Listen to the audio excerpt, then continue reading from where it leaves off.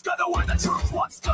A kingdom of confusion carved out of falsehood. But he walks through the ruins like a prophet reborn. A voice watching fire, a mind drawn is gone. The chaos watches with an all-seeing glare. Guardian of reason in a world unaware. When the overlord stalls at the edge of the frame, the faithful rise up, they already know his name. I'm here to resurrect the surging journey of common sin. I come to wake the sleeping, the church will bring the faith. No hurdles, no illusions, no hollow in compare. He's here to resurrect the surging journey of common sense.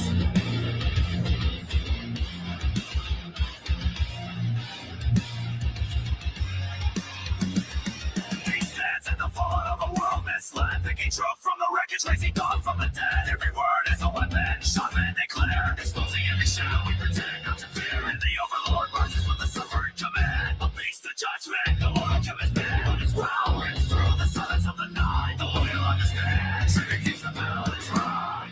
I'm here to resurrect the second coming of common sense. I'm beginning the chaos of found to pretend. Strong against the darkness, rising defend. He's here to resurrect the second coming of common sense. Bow your head to the beast that controls the door. Sensing now of reason with the ball crushing block. If his ball runs empty, the shadows will consume. The world cracks open, usher it up.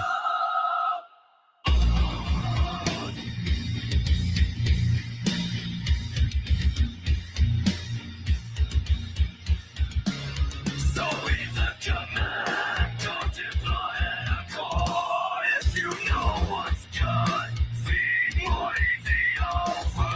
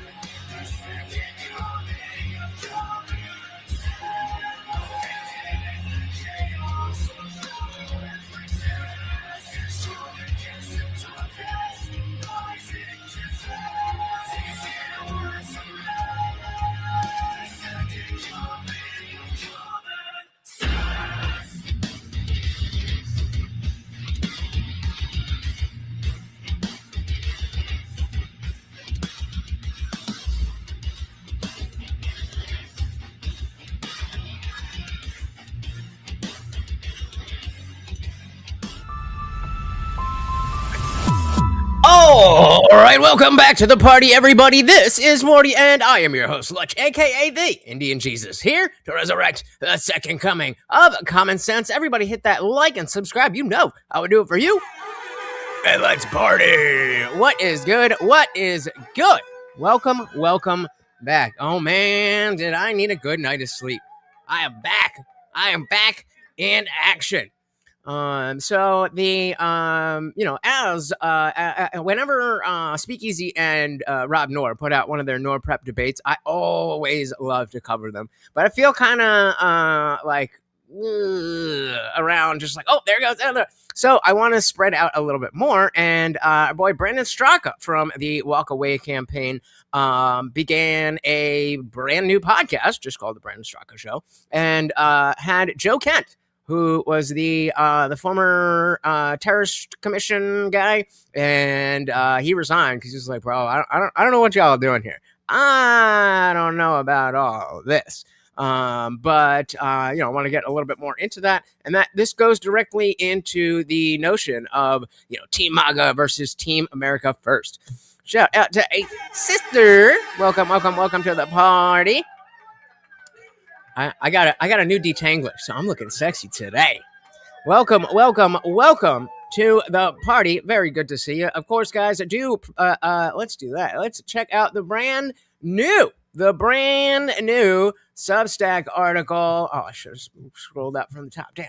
Nothing lasts forever. An injured puppy, citizen vigilante, or America itself. And we've got the question of the week. The question of the week, of course, what's the biggest thing the government could fix immediately if they wanted to? You know, a little yap about that. And I left my heart out with this one. Morning will die eventually. And a message to him why patience isn't always a virtue. And, you know, we had a little Twitter spat. And then, of course, we got videos of the week. Videos of the week, along with, you know, the other stuff that I'm watching on TV and stuff. Where is it? What I'm watching. You might have heard about Citizen Vigilante, the new right-wing movie. And you're going to get my thoughts. So head to, actually, I'll drop the link to this exact one right now. But it is always going to be Lutch, T-I-J, substack.com/@LutchTIJ. So with that, let's dive right in. As always, if you cannot hear the video, please do let me know.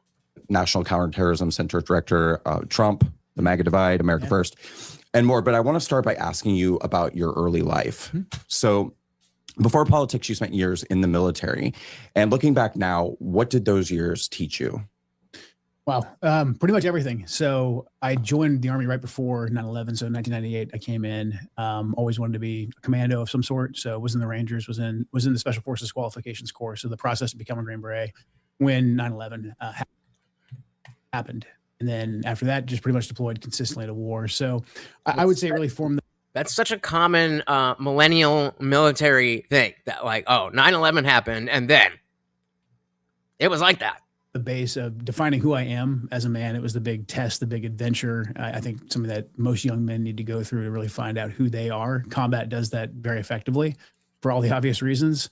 But then seeing the way that our country was galvanized, and then a lot of that honor and willingness to sacrifice was squandered by our political leaders. It took me a while to figure that out. And then I kind of branched into intelligence, as you mentioned in that biography, because I really wanted to figure out how I could help contribute to our decision makers, our leaders, getting better ground truth. So something like the Iraq War never happened again. And that's really what led me to the MAGA movement, essentially. Interesting. It's a long journey in there, but Yeah. I learned in the military, pretty much everything about personal accountability, about serving with, great people and being, in debt to them. But then also wanting to continue to serve, because this is a great country. The people who step up to serve this country, I think, deserve leaders who respect them, and then who are willing to lay down their lives as well. So, and you met your late wife, Shannon, while you were in service. How did you meet? So we actually met her the first time in Baghdad, real briefly. We ended up working on a target we were going after together. She was in intelligence, and I was going to say, I used to work at Target. Not working on the same target. Intelligence collector and special operator. So paths briefly crossed, and then we both ended up at a pretty elite specialized unit in special operations that combines intelligence operators with special operators. So that's where we met and dated and got married. What made you fall in love with her? Oh man, it's one of those things where you meet your person and you just kind of know. I'm surprised. At first I was like, okay, well, that's kind of a gay question for a political interview. But I do think, as I had that reaction, I'm like, you know what? I think having a little bit better of an understanding of where these people come from, what their upbringing is like, will humanize these people in a way that allows us to not just look at, oh, you voted this way, therefore you are that. We were kind of cut from the same cloth. We both really wanted the same things out of life. Both of us had lived very fast-paced lives because of the war. She was killed on her 5th deployment. By the time I met her and we started dating, she'd already been deployed 4 times. So we both knew, we understood where we were coming from. We both were very serious about serving our country. But we were both at the same time very serious about, starting a family and building a legacy. So I guess, when you're in service, you always know that is a risk that could happen. But when it actually does happen to you, how does that affect you? Sucks. Yeah, you're right. It definitely is something that you always know could happen. I saw it happen to lots of friends over the years, both me being there, but then also just other guys I knew throughout the years who were killed. With Shannon, it was like, and here we are again. like watching a train wreck in slow motion almost, because she was killed a month after Trump tried to get our troops out of Syria the first time. So President Trump gave the order to get our troops out in November, like late November, December timeframe of 2018. And she was part of the task force that had defeated the last stronghold that ISIS had. And so her and the people she was deployed with were supposed to be out of Syria Christmas Eve of 2018. And that would have gotten them kind of out of harm's way. But because of what happened with a lot of the mid-level bureaucrats dragging their feet, President basically being deceived and not getting our troops out, she was left there. So I had this burning feeling in the back of my head. I was like, at some point, if they leave our troops there with this unclear mission, with the Department of War trying to justify why they're there, sending them out all these different operations, someone's going to get hurt or killed. It's just a matter of time. That's the way these things go. And so I was afraid that she was going to be, one of those people. Even one of our last text messages, I was like, be very careful, don't be one of the last ones to get killed in a war that almost everybody's already forgotten about. Don't be the last one to die in a war that everybody's forgot about. That's heavy. That's heavy. Don't be one of the last ones to get killed in a war that almost everybody's already forgotten about. And unfortunately, that's what ended up happening. And you were left with two very young boys. Yeah. Right. Yeah. Single father. Yeah. So how does that turn your life upside down? How does that affect you? It changed everything. So I was actually overseas as well. I wasn't in Syria, but I was in the Middle East. I had just started with the CIA. And so I knew I immediately had to return home. I felt very irresponsible for being overseas as well. At the same time, I was like, had the enemy gotten lucky that day, my kids could have been orphans. So I knew I needed to resign from the intelligence community and just focus on being a dad. So we moved back to the Northwest where I'm from to get closer to my parents, and just basically kind of reordered my life from there.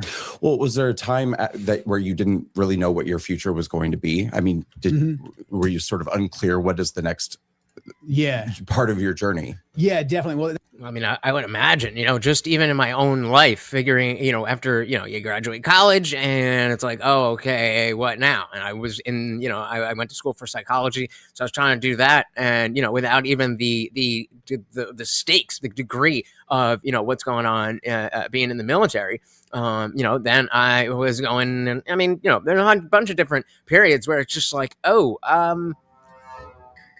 what do I do here? And I think after being deployed and then losing your wife, I can't even imagine. That's where having kids, I think, gives you some clarity, because I knew that I needed to put them first, and I'd figure out everything else later. But it was a big, identity crisis. I mean, I think a lot of veterans talk about this when they leave the service. They don't know what to do because it's basically been their entire identity. So I had been in the military. That's a very similar thing to people who are incarcerated, that once they come out, it's like, how do I do this again? And it's just it just speaks to how different life is in different circumstances. From the time I graduated high school, when I technically retired from the military, I started literally the next day at the CIA, doing very similar things. And so when I knew that I had to leave that line of work of getting shot at for a living, I was like, okay, well, I'm going to focus on being a dad, and I'll figure everything else out, after that. And in many ways, I'm still trying to figure that out. Right. So. But shortly thereafter, you did decide it was a good idea to run for Congress. I did. So what led you there? Glutton for punishment, I guess. Yeah. Especially in the Northwest. I've thought about it too. That's why I'm laughing. Yeah, I mean, really, at 20. I'm telling you guys, Brandon is going to run, and I think he can win whatever he does. Shout out to Melted Mind Media. Welcome to the party. Very good to see you. Check out the poll, guys. We have Joe Kent here, former. I gotta read the actual thing. What is it? National. The former director of National Counterterrorism Center. That guy. And then after all this Iran bullshit, he was like, I'm good. Punishment, I guess. Yeah. Especially in the Northwest. I've thought about it too. That's why I'm laughing. Yeah, I mean, really, 2020. So I thought in 2019, after Shannon was killed, I was going to be able to just kind of go home and focus on, the kids. But then seeing the way that between the COVID lockdowns, between the riots, I grew up in Portland. I just moved back to Portland, shit to Oregon. be done. My folks pretty much still live about 3 miles away from the epicenter of where all that violence was. So watching Antifa and basically what I viewed as our society being torn down. I thought that I had to do something. I moved right across the river to Washington State. My congresswoman decided it'd be a good idea to vote for Trump's impeachment because of January 6th. I had, I'm sure we'll get into it later on, but Yeah. I had issues with January 6th from the very beginning, just a gut. So did I. Yeah, right. And it turns out we were right.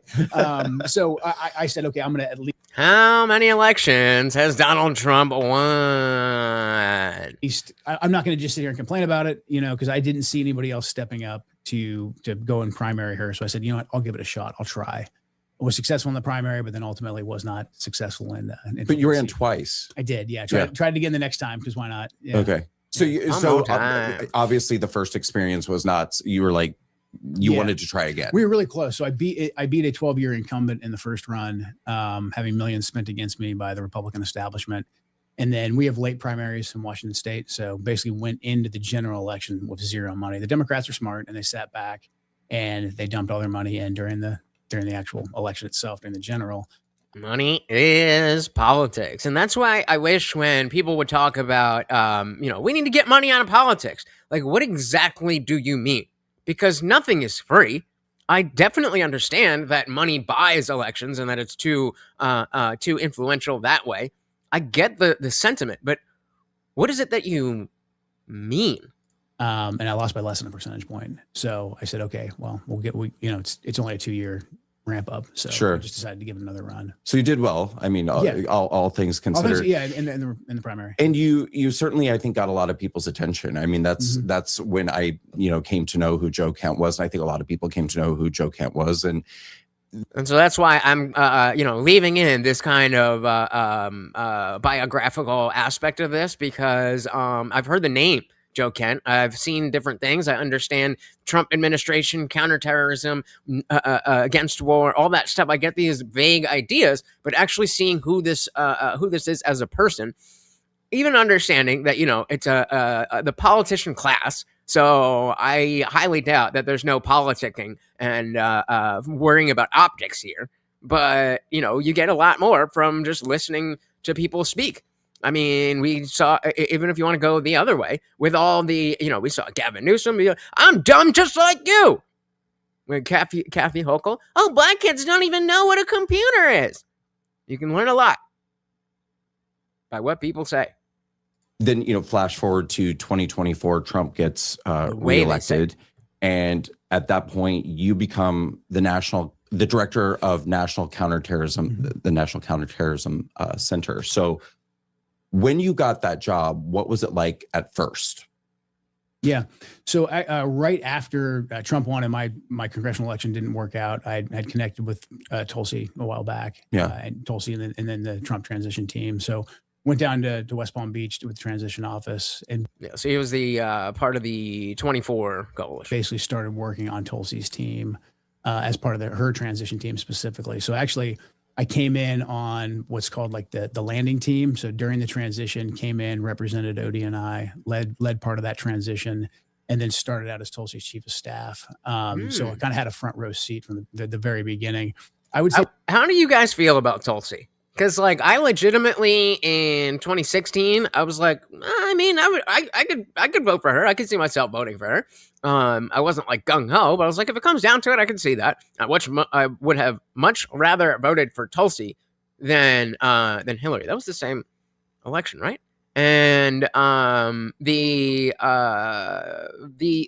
she becomes the DNI, the leader of DNI, and she's doing well, but she also stepped back, and I have to wonder, is it because she couldn't get done what she wanted to get done, or is it that she was pushed out, or what? 2 bombings in New York. I did not hit up that $5 side quest if you want to check it out. Tulsi's chief of staff. So I kind of had a front row seat from the very beginning. I would say the energy initially in December 2024, January of 2025, it was very high energy. I felt like there was a focus to really advance the president's America First agenda. It felt like we were very much the insurgents who had just won a popular mandate, because we had.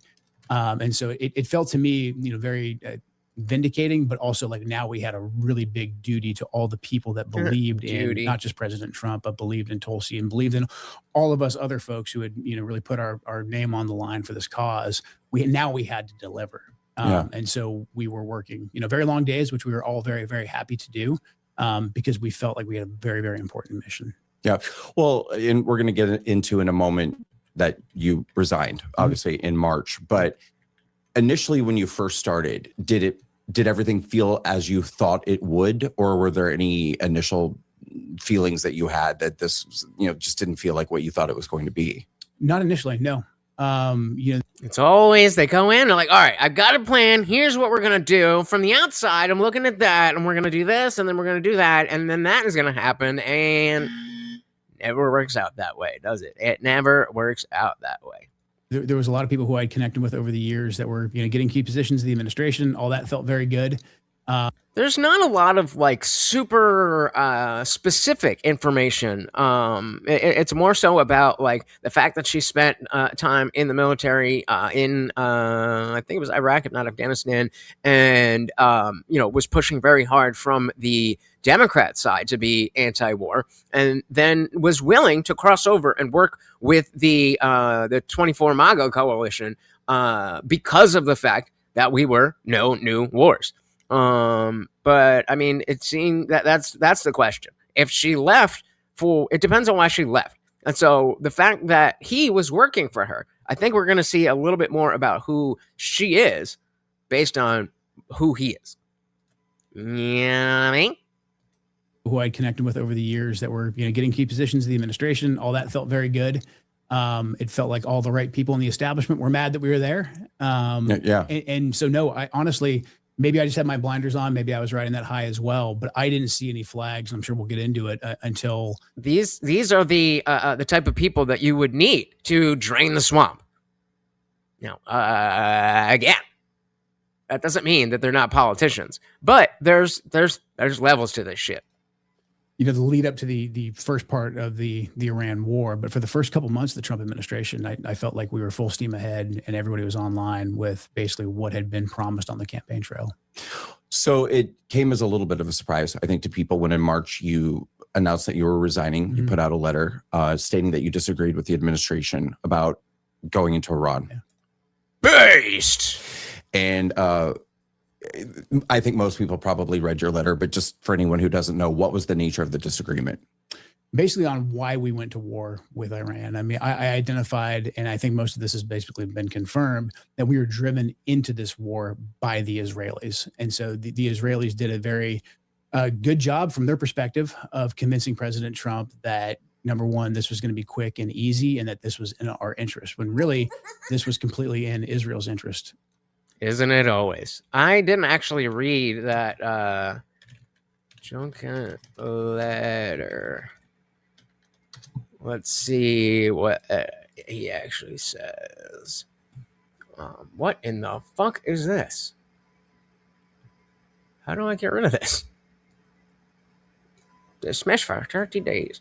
Okay. Really? They're not going to give me all that?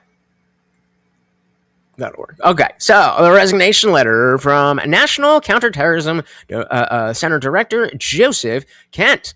After much reflection, I have decided to resign from my position as the director of the center effective today. I cannot, in good conscience, support the ongoing war in Iran.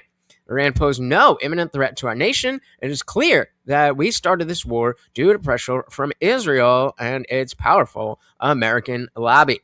I support the values and foreign policies that you campaigned on in 2016, 2020, and 2024, which you enacted in your first term.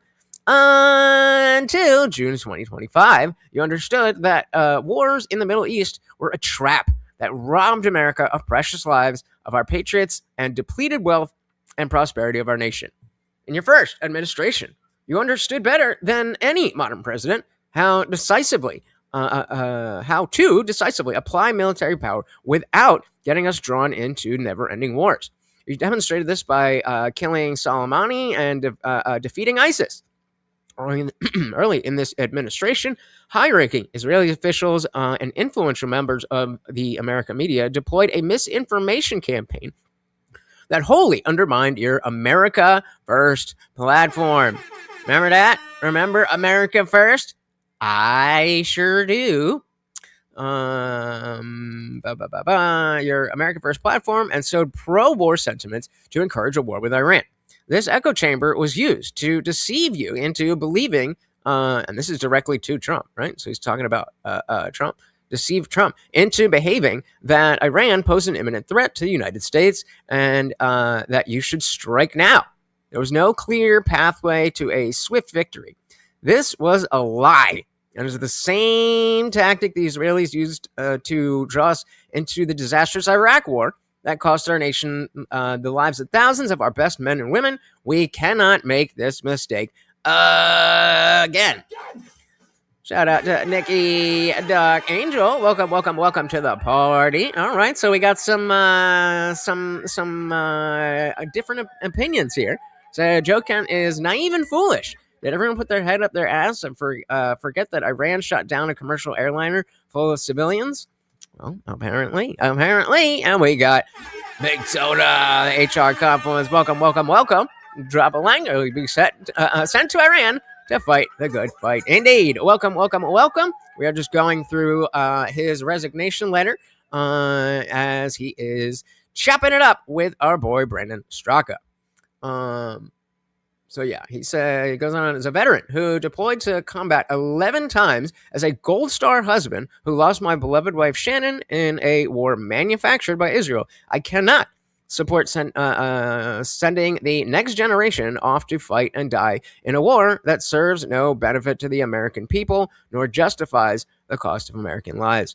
I pray you will reflect upon what we are doing in Iran and who we are doing it for. The time for bold action is now. You can reverse course and chart a new path for our nation, or you can allow us to slip further into the toward decline and chaos. You hold the cards. It was an honor to serve in your administration, Joseph Kent. And when exactly was this? This was March 17th. So that's the letter they are discussing. Quick and easy, and that this was in our interest, when really this was completely in Israel's interest only. President Trump's negotiations, and we can talk more in detail about this, his negotiations that have basically been kind of sidelined, they were working, they were making progress. President Trump in his first administration, his Iran policy, I thought was very sharp. It wasn't giving them everything like the JCPOA did, like the Obama deal did. It wasn't, getting sucked into foolish wars like George Bush did. When it came time for us to apply force, it was very targeted, but it was very significant, like President Trump killing Qasem Soleimani and Abu Mohandas. But again, it avoided that trap of getting sucked into a war. But that wasn't what the Israelis wanted. And the Israelis came in and they were very effective at using both their senior government officials who had almost unfettered access to our senior government officials, their donor network here that has access to the president and his members of his cabinet, but then also their media apparatus and their lobbying wings, their think tanks, using them all in unison basically to convince President Trump that his policy, which was working, wasn't really his policy and it really wasn't going to work. And then to kind of get us into the war, I was just absolutely appalled that a foreign government was able to march us off the war. And so that's going to be the way that I'm judging this, at least at first, because I'm not super familiar with Joe Kent. And so, obviously, Israel is Israel. But if you're going to make it seem like everything is just, doing things straight in the name of Israel, or for the Jews, or, combating Jewry or something, then I'm going to be looking at you a little sideways. But it's very clear that Israel has a lot of influence over us. Especially when we started taking American casualties. That was too much for me. We can get into more of that. Well, can you say what you think the president's impressions were as he was being approached by these donors and the Israelis? Was there any resistance on his part, or was he just sort of open to what they were telling him? So initially in the early parts of the Trump administration, I'd say around February, March timeframe, there was definitely a push. There was the initial wing of trying to get President Trump on board to at least do strikes against nuclear facilities, just to be much more aggressive towards Iran. And I was pleased to see that the president at the time was not interested in it. Now, I wasn't in all the meetings. Maybe there was a different meeting where he was like, actually, I am interested in this. But from my perspective, and my perspective was at the time as the DNI's chief of staff, giving the president intelligence briefings. So most of the formal intelligence briefings we were there for. Now, it's like, bro, I told you what was good. I told you what was good. And like, I can understand if there are other aspects of Joe Kent that you don't like, but clearly Iran is not a good situation. Clearly Iran is not a good situation. And so the fact that we are here now, if anybody was warning that we could be here now, they were right. Even if they were right for the wrong reasons, they were right. People will come and say he wasn't there for, certain briefings, possibly. But my general read at the time was that the president understood that the Israelis wanted us to go do significant military strikes in Iran that would be in their interest and not in our interest. The president had a lot of faith in his negotiators, and his negotiators were making progress with the Iranians. And that's where. And that's the other thing, right? If you think of yourself as, I surround myself with the best people, then you're going to put maybe too much trust in what they're saying, especially if they're all on the same page. Because we know how many people stand to gain from any war. And if you truly believe that, like, okay, tell me about this military action. Should we do this or should we not do this? Then, there's going to be different incentives there. And not being willing to, like, okay, let me think about that and push back. Versus, you're the war guy. You said we go to war, we go to war. I thought initially that's where he was staking most of his focus and his efforts. Did you make any efforts to try to change his mind?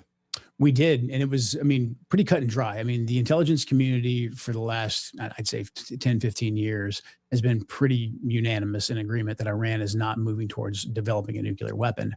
And that's not because they don't know how, they're not sophisticated enough. It's basically their policy. They saw America go into Iraq because Saddam was kind of coy and said, yeah, maybe I have WMD, maybe I don't.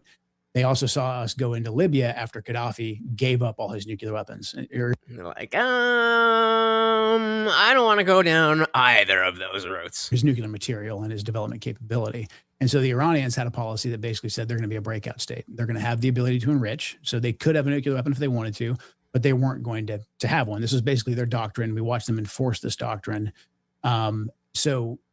We would just share this with the president because he would always have the question, like, are they going to get a nuclear weapon? And we would just take him through that. No, Mr. President, they're not, a month, 2 weeks away from getting a nuclear weapon. It would take them anywhere between, 3 to 4 months all the way to a year, potentially. Then they still had an issue of delivery systems. But then we would explain to them, like, this is their actual defense doctrine not to have one because of what they've observed in the world. And actually, and like, I wish that that's a part of that's a goal of mine, to get better with the foreign affairs that are going on because of number one, how big everything is getting and how global everything is getting, whether it's war or just commerce or the internet or whatever. But it's frustrating that they're very convincing people on either side of any of these. And so if you're relegated to be like, okay, well, what does this guy say versus what does that guy say? Which one sounds better or which one aligns more with what I already think? It can be very difficult. And there was a lot of people who were talking about how Iran's going to get a nuke, Iran's going to get a nuke, Iran's going to get a nuke. And that didn't really seem to be based on anything.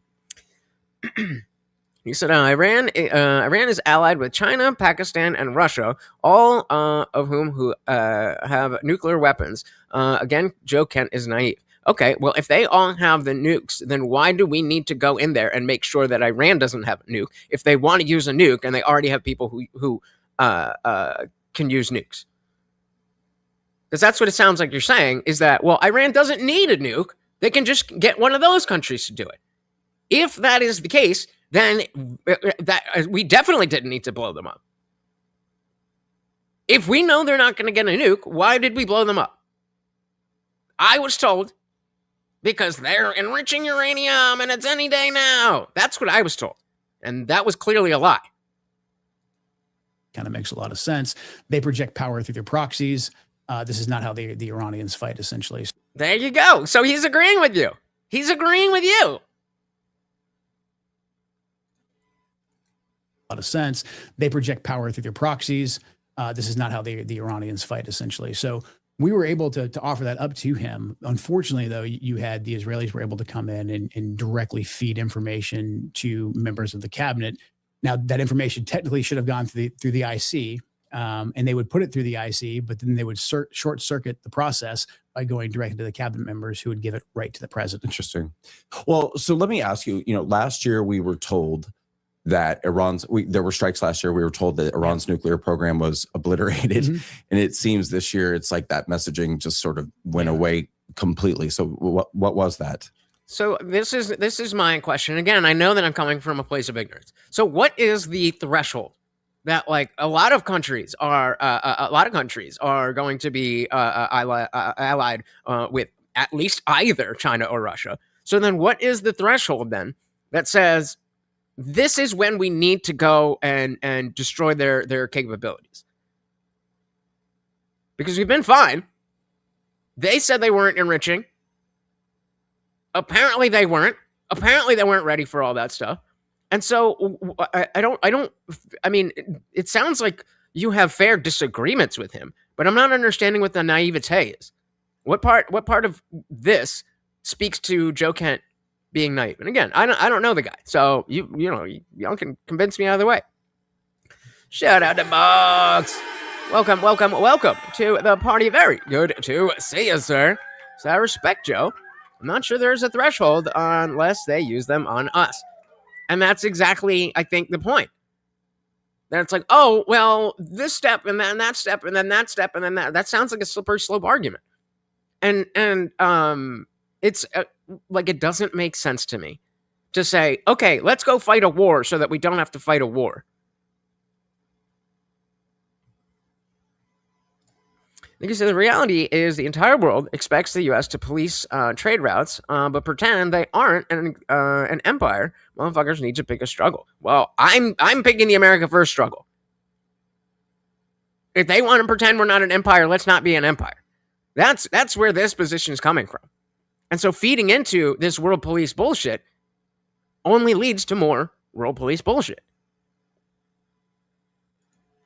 I mean, this is the problem with the enrichment issue. Yeah. And the president, again, initially he recognized this. So President Trump has always said, and I think he was even saying it today, Iran will never have a nuclear weapon. Under the previous supreme leader and the previous... It's more fight a war so your enemy doesn't become so powerful they're unable to be defeated. So by bombing Iran, we ended the chances of China and Russia, and for that matter, North Korea, even though they're not allied, but that sounds good. I agree that we don't want countries to be more powerful than the U.S., or rather more powerful that they can't become undefeated unless we go, and blow up the whole world. Okay, I understand that. But again, how do we decide when we do that? Why aren't you specifically saying that we should go and fight North Korea? And again, I'm not challenging. I'm genuinely asking. I don't claim to understand this stuff as well as some of you guys. Shout out to Exadriller. Welcome to the party. Very good to see you. I don't think of countries as enemies, more rivals. Well, they think of us as enemies, so there's definitely that. I am certainly not saying that Iran, they wouldn't really do that to us. I'm certainly not saying anything like that. But I'm just saying, what is the threshold where it's like, okay, it is worth American lives. It's worth all of this money to go and do this. And I mean, Iranian lives for that matter. I don't care as much about them as American lives, but they're still human beings. Because if North Korea was a lesson learned, they should have been allowed to. They never should have been allowed to become what they are today. So. Okay. So walk me through that then. Are you again, I'm not arguing. I'm just trying to understand. Are you saying North Korea is a nuclear power, just like China and Russia, and we don't want that to happen again? So we're willing to fight, use military action, whatever you want to call it, to prevent that. I'm still not disagreeing with you. I'm just asking, how do we know that that's what needs to be done? Is there a number? Is there a if we're in a beef with them? Because the follow up is that there's got to be other countries that are developing weaponry. Why don't we just take them all out? And if they're already allied with China and Russia, then we're already in the situation where they can win. So I just don't get it. I just don't get it. And all of these maybe, might.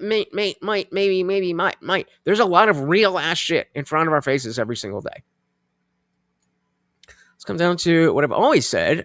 We are in an ideological war that the West refuses to recognize. Our enemies do recognize it and will fight to the last man to kill us all. I think the American voters don't see it, but I mean the military and the government, they definitely see it. And I mean, maybe that speaks to the notion that you're throwing at me about, we want to prevent that from happening again with North Korea. We don't want Iran to become the next North Korea. I'm behind that. I just need to know, what is the threshold? How do we determine that's what needs to be done? Because then it's an objective fact.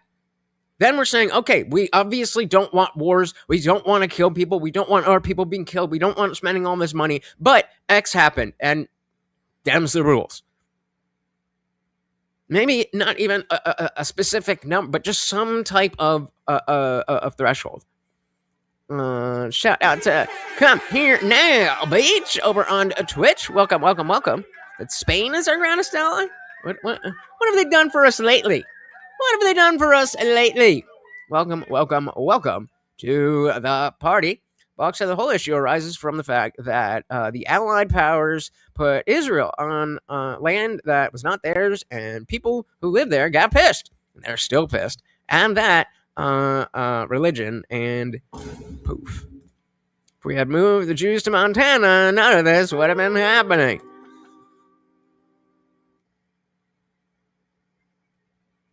Let's give them Greenland.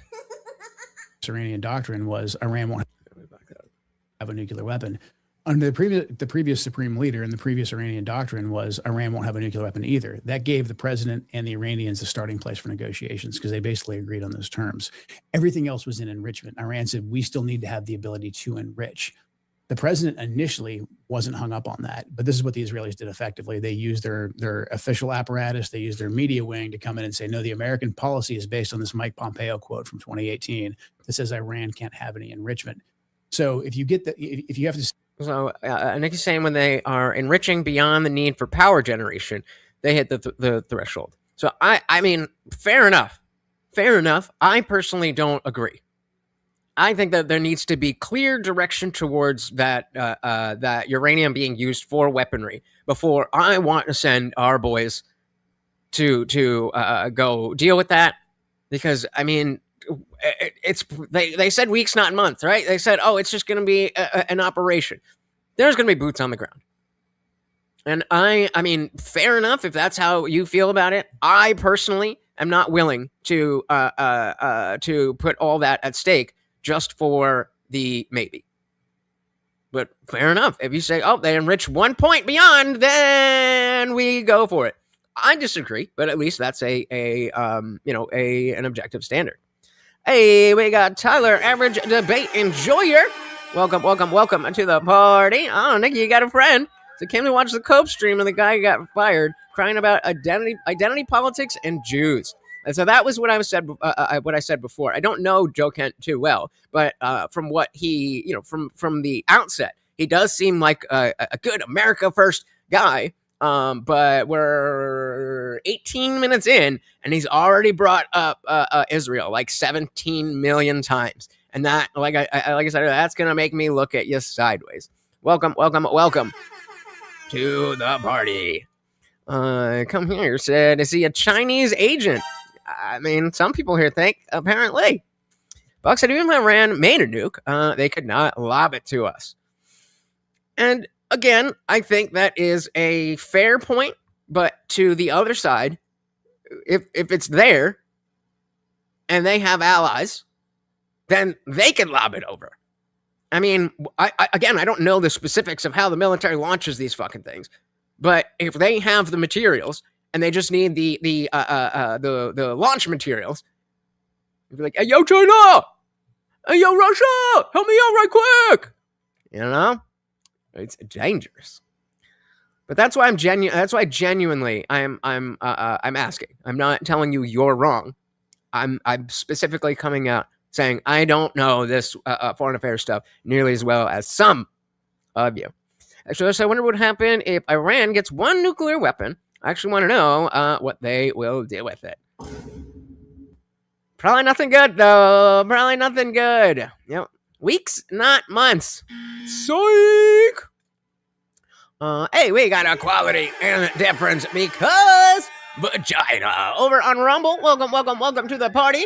Said, liked, and shared. Oh, thank you so very, very much. You guys know that stuff is free. It's easy. It just takes a second. Helps out the channel so very, very much. It does not even matter. If you think anybody's going to click on the link that you shared just by you telling the platform that you want more people to see it, they will show it to more people. Said, Israel is a big problem. Very true. Also said, Iran has just as much a right to nukes as every other country. I don't disagree on an objective scale, but from my bias of being an American that they want to kill, I don't want that happening. So I guess there's no outside factor saying U.S. can have a nuke and Russia can have a nuke, but not Iran. I'm okay with being the one that's saying, nah, you're not doing that. But again, it just comes back to, did we really need to do all of this? And that is a genuine question. Shout out to Lena G. Welcome to the party. Very good to see you. Nigga said, 1,400 years of BS is more than enough chances. Well, and that's the other side of it. If it's that dangerous, why the fuck don't we just blow him to kingdom come? If it's that serious and people need to die, then let's take it out in one fell swoop. We've seen that we can do that. So if that's why it doesn't make sense to me. That's why it doesn't make sense to me. Because if it's that bad, then let's go that hard. If it's that bad, why are we only going that hard? LeBron. That's a dilly. There you go. LeBron will block the Iran nuke. That is what Iran doesn't have. LeBron James. That would fix everything. Box said, feckless. They had to win a war in their backyard for the last 4 years and could not get Russia to calm down. Let's see, what was ADE saying? ADE said they did empty out an ICBM of anything heavy and shot in the waters near EU recently, showing they could go that far at least. And as I was saying earlier, if we're talking about, Jesus Christ, if we're going to invoke that China and Russia are allies with them and whatever, then we also have to address that can be used in the same way. And so if it doesn't change the situation where Iran can get a nuke to the U.S., if it's just Iran can't get a nuke to the U.S. themselves, then I don't think that's worth much of this change. From 2018 that says Iran can't have any enrichment. So if you have to say there's zero enrichment and Iran can never have any enrichment, you're forever chasing nuclear dust. You're forever chasing a capability. So when we basically went in and bombed all the enrichment sites, that was the president's effort. In my opinion, that was the president's effort to say, okay, take the stupid enrichment issue off the table and let's get back. And it sounds like I'm saying maybe not the exact same thing, but like a dirty bomb if that's a possibility, then let's blow up the entire thing. I am not going to apologize for putting American lives over other lives. But these seem like half measures before all of this. I was complaining about how Israel and Palestine and just the Jews and the Muslims in general, they hate each other so much. But it seems like the governments and the leaders aren't really interested in winning. They're more so interested in fighting. And I don't want to be that country. I don't want to be a country like that. AD said we went from Russia dominating to this year losing ground and land. Their economy is hurting. Ukraine could pull out a stalemate. In my opinion, that's pretty good. Yeah, pretty good for Ukraine. Who gives a fuck about them? Lena said we got Ukraine to get rid of their nukes. Well, yeah, but at what cost? At what cost? I'm totally fine with Ukraine bombing Russia or Russia bombing Ukraine. I'm cool with that. Buck said, I was upset to see Ukraine droning those tankers' lifeboats. Another tough part of all of this is trying to put yourself in the perspective of somebody who has these grand, dare I say, revolutionary type of ideas. I'm not that kind of person. So I don't know how you would, how you would get there. But I'm trying to put myself in that mindset. We got section 230. Welcome to the party. Said glass the Middle East. That's what I'm saying. If it's that bad, why are we not doing that? Do we not have the capabilities? Why this half-measure bullshit? Let's solve. If there's a problem that is that big that needs to be solved, let's solve it. Shout out to Dylan Soup. Welcome to the party, guys. We got about 4.5 minutes. 4.5 minutes. Get that $5 in so we don't have ads the entire night. We got Colonel Quayle. Said Joe Kent is a Russian compromat. Interesting. So again, I was saying I don't know him that well, but based on this conversation, he seemed to be, pretty cool America first kind of dude. But, maybe between this and you guys, you'll change my mind. Like you said, Ukraine is getting support from Canada because Carney has massive investments in their nuclear power. So Canadian taxpayers have to protect his profits. And do you like that? Do you like that? Because that's what you're asking of the U.S. So if you don't like it there, why should we do it? You said the Jews and Muslims should fight it out. Oh, they are. But in Islam, the Shia and the Sunni hate each other. Dogma. Unfalsifiable beliefs are a bad thing for any type of society. My opinion, that was the president's effort to say, okay, take the stupid enrichment issue off the table and let's get back to the negotiating table. The Iranians agreed because the Iranians didn't unleash their proxies on us. They didn't attack us. They fired a handful of missiles at an empty part of one of our bases in Qatar, and they immediately got back to the negotiating table. So the nuclear sites, for all intents and purposes, and the enriched uranium was obliterated. There was no reason to continue to chase it. Now, was some of it buried at the bottom of a caved-in mine? Probably. But the Israelis came right back and said, no, they still have, enriched uranium there. You have to go back in and get it. And that's where you hear all this. Okay, we're starting to get a little bit too deep into the Israel. Yes, Israel is a factor, but let's not act like it's the only factor. And he said, I don't give a fuck if Russia takes over Ukraine. If we let China build a military base on the U.S. border, you'd be attacking our ass too. Well, and that would be justified, in my opinion. And so the whole point is why is America, why is the U.S. expected to do these things when your a country is doing it? You don't like it. We don't like it either. Well, some of us. Section 230 said the only reason we haven't turned them to glass is because of the political atmosphere right now. They're already calling Gaza a genocide. Imagine if we glass the Middle East. We'll never hear the end. And I like Dilly, completely agreed with that. Completely.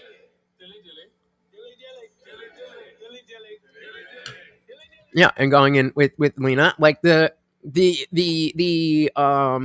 expectation that we do all of this and we do all of it perfectly all the time. That's a no-win situation. So the idea behind America First was to start pulling that back. And like I told you guys about Venezuela, I would have voted against that if we had the chance, but that went well. Okay, fair. But did we need to? 70 seconds left, guys. Get that $5 in. They still have, enriched uranium there. You have to go back in and get it. And that's where you hear all this talk about now we have to go in and we have to physically secure the enriched uranium, because basically that is a pathway to get us endlessly committed to going into Iran and taking down the regime and occupying ground there. That's what the Israelis want us to do. They can't do that on their own. So they need a way to sell us on it. Enriched uranium is one of the ways that they can do that.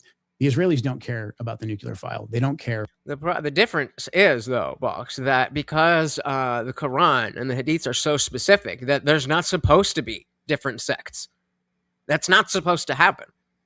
In Christianity, because there's the aspect of interpretation and it's man's word inspired by God, then there's wiggle room. But I don't really, they don't got that wiggle room in Islam. Then you said you have to embrace your imperialism and stop caring what people who rely on you think to survive. Well, I completely agree. I completely agree. If the situation is so bad that we have to embrace our imperialism, then let's fucking go for it. I think there's a lot of people who don't really know a lot about this stuff, clearly. And if that were to happen, I don't think it would be that difficult to sell this needed to happen. Maybe it wouldn't be an easy sell, but saying, oh, well, we have to convince people of this. So all we can do is convince them to send bombs over. Then we'll, one foot in the door. Then we're sending this, and now we're sending that. And then we're sending people. Then we're sending aid. Then we're sending all of that. It's bullshit. It's bullshit.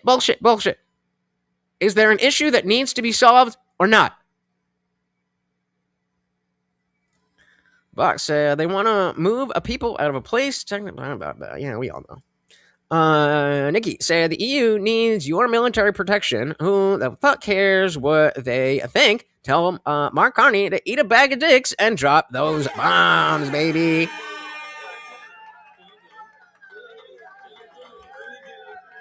Dilly. And this is from the anti-war, not the idea, but a very anti-war person. I voted for no new wars. But sometimes war happens. Sometimes bad shit needs to be taken care of. Trump to Venezuela. So when we attacked Iran, oil prices wouldn't go to $130 a barrel. And planning the Iranian military mission. Yep, it's General Clark, Wesley Clark, I think. The seven countries in 5 years, or 5 years in 7 countries, something like that. About the enrichment, the Israelis view this as the time to take down the regime, right? And their sales pitch to us, because we find this issue, terrifying, and it's a good talking point. They're going to get a nuclear weapon. They're crazy. They're jihadists, etc. So that's why they have us chasing this, enrichment and this, so-called nuclear dust that's buried, miles deep. Well, okay. So for the average American out there who, I would say the messaging on Iran has been inconsistent, right, and muddied, sort of at best. Just to reiterate, how should Americans think today about where Iran is with their remaining capabilities? Good question. In terms of the nuclear file? So no, in terms of their dog training. And they are closely aligned with the Pakistanis. The Iranians, I believe, if they wanted to, they could enrich nuclear grade uranium, and I think they could make a nuclear weapon. There's still an issue of delivery system, because it's a little bit more complicated to be able to put it on a ballistic missile, etc. What are you guys who are against, or at least for the War Act? What do you think about the aspect of them being capable of delivery system? Yeah, their delivery system. Where talk to me about that. And as you'll notice, this is a different type of show where I'm not seeing, okay, we're doing this and that happens that and that means this. We used to do this a little bit more often, but we'll see. We'll see what the numbers do. I do want to expand more and talk about larger things. Gotta follow the algorithm. Nuclear grade uranium, and I think they could make a nuclear weapon. There's still an issue of delivery system because it's a little bit more complicated to be able to put it on a ballistic missile, etc. If they did do any of that, I believe that we would see this. Now, the Iranians, I don't think, are dumb enough to give us that, because if they were to do that, then we would have a complete justification for launching basically, an unrestrained war. So right now, the Iranians' nuclear facilities, they have been set back a good deal because they were completely obliterated. But again, the Iranians are smart people. I fear now, because we killed the Ayatollah who was enforcing that prohibition on developing a nuclear weapon, I do fear that you're going to have more radicalized folks inside Iran. And there's always been this give and take inside of Iran between the hardliners and between some more of the moderates. Now, a lot of the hardliners for a long time said, hey, you know who's not worried about America attacking them anymore? North Korea is, because they got the bomb. And so a lot of them for a while. So this is interesting. Facts there. But interesting that, Nikki, before you were saying that we don't want North Korea to happen again. So let's see how he's speaking on that exact same point. Let's see where it goes. Not worried about America attacking them anymore? North Korea is, because they got the bomb. And so a lot of them for a while were pressuring the Ayatollah to develop a nuclear weapon. I think a lot of those guys they basically had the case made for them. I think that the guys that are in charge in Iran right now, though, I think they're playing more of a long game, and I don't think they're heading towards developing a nuclear weapon. Do you think there's a scenario in which American troops are on the ground in Iran? I fear that. Yeah, I think, thankfully, when that fighter was shot. So there's a section you're saying the Ayatollah wasn't upholding the no nukes, meaning that what Joe Kent is talking about. Well, it's in their rules or their defense policy or whatever. Is that what you're saying, that he wasn't upholding that? He said they didn't steal anything. The land was sold by the Arabs that owned it, and those who occupied it without paying rent refused to leave. They never owned it to begin with. Fucking squatters. It's tough. I don't know. I fear that. Yeah. Trying to learn. I don't know. Thankfully, when that fighter was shot down inside Iran and we had to go in and recover the pilots, thankfully we got everybody out okay, but we got a taste of how dangerous ground operations can be there. So I think that operation is probably why we haven't seen it yet to this point. But this is the problem with having to chase down, the air quotes nuclear dust. The only way to— Oh, come on, bro. And he says nuclear? How are you the counterterrorism, bro, and you can't say nuclear? This is the problem with having to chase down, the air quotes nuclear dust. The only way to actually get in there and secure that nuclear dust is for the Iranians to let us come in, which at this point is not going to happen, or for us to actually forcefully go in there with a military force. When you just look at— So I'll say a little more on this box. He said, if Iran murked Trump and told us to chill about it, and we shouted down with Iran, and they came after us for our chance, then section said the Ayatollah said they didn't want nukes, but they were enriching beyond 20% the entire time. Even under the agreement, they got caught multiple times going over. So let me ask a different question. What are we doing here? Let me ask a different question, because we've got pretty split across the board on how you guys feel about Joe Kent. But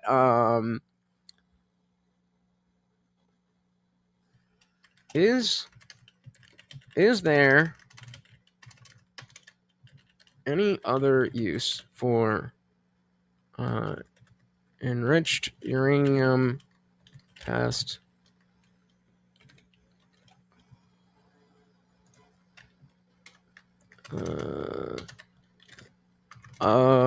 anything other than uranium has 20%?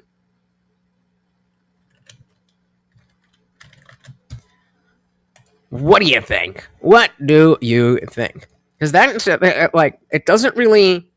I'm a bit frustrated that this talking point.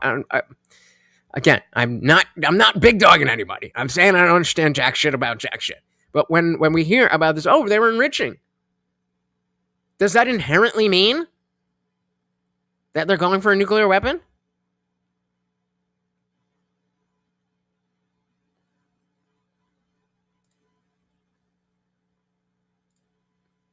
Someone's doing outright refusing, let the inspectors to investigate. Oh, that's the question I wanted to. What did you guys think about the Obama's Iran deal? Because it seems like everybody hated it at the time, and everybody was celebrating that Trump got rid of it. But that seems like the kind of thing that would solve a lot of these issues. Oh, you're saying, yeah, I got you. But, well, and that goes back to America World Police. I don't want to be the world police. I want to be Team America first. All right, diving back in. Happen. Or for us to actually forcefully go in there with a military force. When you just look at the geography and the size. Would you guys prefer if we pull an audible and just bring a couple of you guys up here and we'll just have a conversation about it? Of Iran and how much of their military they still have intact, their drones, their ballistics, that's going to require a lot of guys probably losing their lives. You're an America First guy. Mm-hmm. Yeah. So, I mean, if we ended up in some sort of prolonged conflict with Iran, and certainly if we ended up sending troops in on the ground, is that a failure of America First policy? I don't think there could be a bigger failure. Certainly. Yeah, absolutely. I mean, because look, I have no compunction or issue with us deploying troops when there's a vital national security interest. Like if a terrorist organization or a nation is going to attack our country, or if they have attacked our country, absolutely. Like, let's take the risk. This is what we pay a military for. I don't. Let's see. Is there any? Can we just copy and paste it? Let's do that. So is there the same question that I asked you? We're asking ChatGPT. What the fuck? Yes! Uranium enriched above 20%, called highly enriched uranium, does have legitimate non-weapons uses, although they're much less common today because of proliferation concerns. The main non-weapons uses include research reactors. Many older university and government research reactors were designed to run on HEU, often enriched to 93%. Many have since been converted to low-enriched uranium below 20%, but some still require the HEU. Medical isotope production. Some facilities have historically used HEU targets or fuel to produce medical isotopes used in cancer diagnosis and treatment. There's been a major international effort to switch to low-enriched uranium where possible. Naval propulsion. Some countries, including the United States and the United Kingdom, use very highly enriched uranium in submarines and aircraft carriers, while military, this is distinct from nuclear weapons.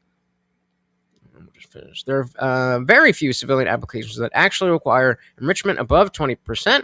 Advances in reactor design will have allowed most civilian purposes to use uranium enriched less than 20%, which significantly reduces the I can't fucking speak today. Proliferation risk. So, if someone claims that enriching uranium beyond 20% has no purpose except making bombs, that's not quite accurate. But it's also true that there are relatively few peaceful applications that require it, because uranium enriched above 20% can be much more quickly further enriched to weapons grade levels. The international community treats enrichment beyond 20% as a significant proliferation concern. And so then that brings us back to, all right, then we go over there and tell them, hey, you can't go past 20%. And if we find you at past 20%, then we are going to level the place. You want to be the world police? You got to be the world police. We'll just take out this thing. We'll take out that thing. It's not like we're in a situation where any president is so closely tied to the American people and blah. So it just doesn't make sense to me. Native Americans made deals, then made war bad. They weren't superior at war. Oh, that's war, right? That's war. Might makes a right. Bucks of Britain never owned anything they could not keep, and Jordan is something they could not keep. Lena said, send the patients to a different country for medical treatments. Is that like, we read that it's like, okay, I mean, technically they use it for that, but they're probably not. And they're moving towards ways that don't need that. But that's not really a practical solution to just have the medical things only available in other countries. That doesn't make sense. Section 230 said, not past 20% was the agreement we already had with them. They violated it multiple times. The reason Trump bombed their facilities was because we caught them at 60%. So then we should be leveling the place. It's either that serious or it's not. It's either that serious or it's not. If it's that serious, then why are we playing games?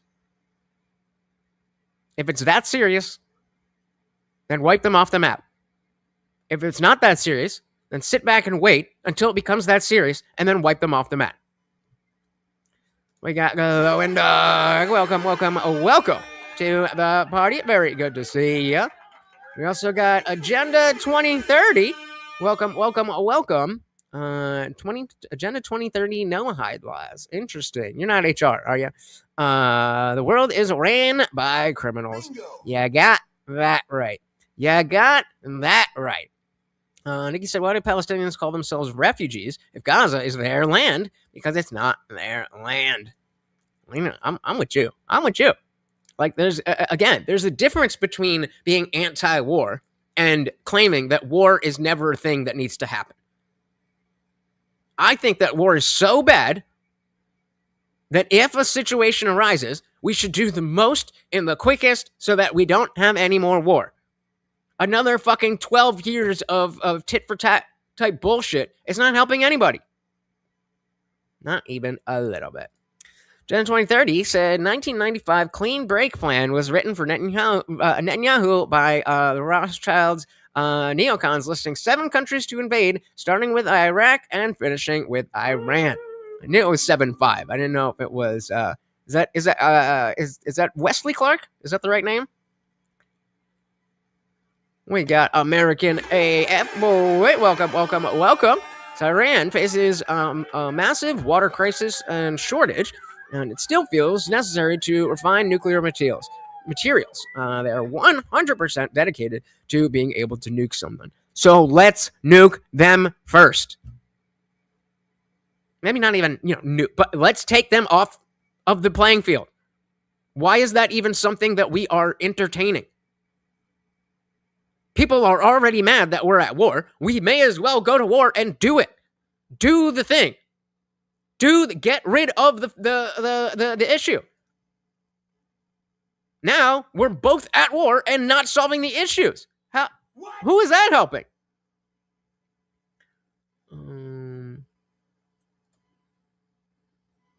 Yep.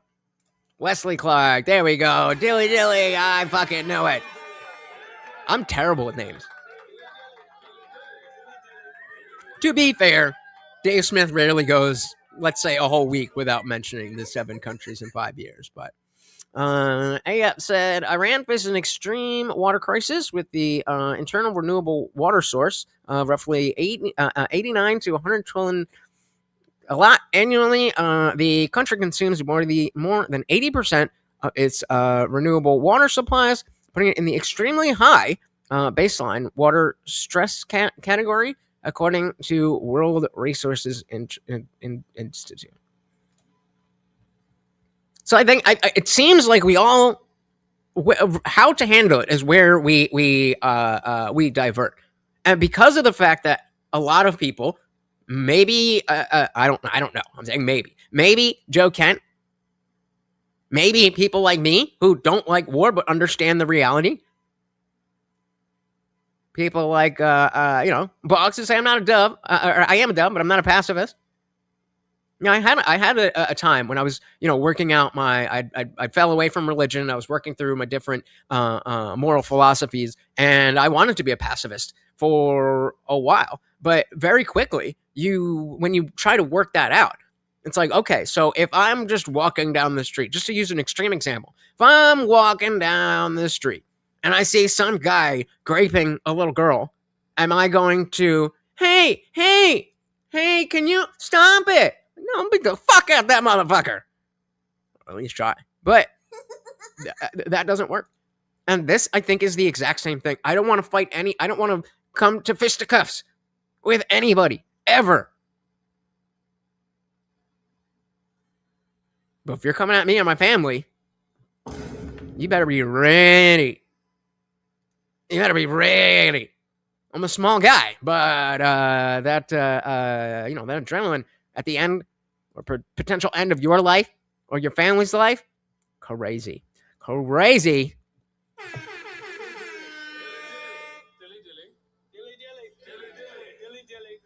And so this is why I don't get the neocon warhawk perspective. Because it's not about solving the issues. It's about doing the war. That's how the world works, buddy. I'm with you. I said before, I definitely care more about American lives than Iranian lives. But we're all human beings. I obviously don't want people to die needlessly. But if they're going to do it to us, then it's not needless. It's not needless. If everything that you guys are saying who are pro-Iran war, if all of that is true, then that's their government's fault. That's not our fault. Unless, finish the sentence.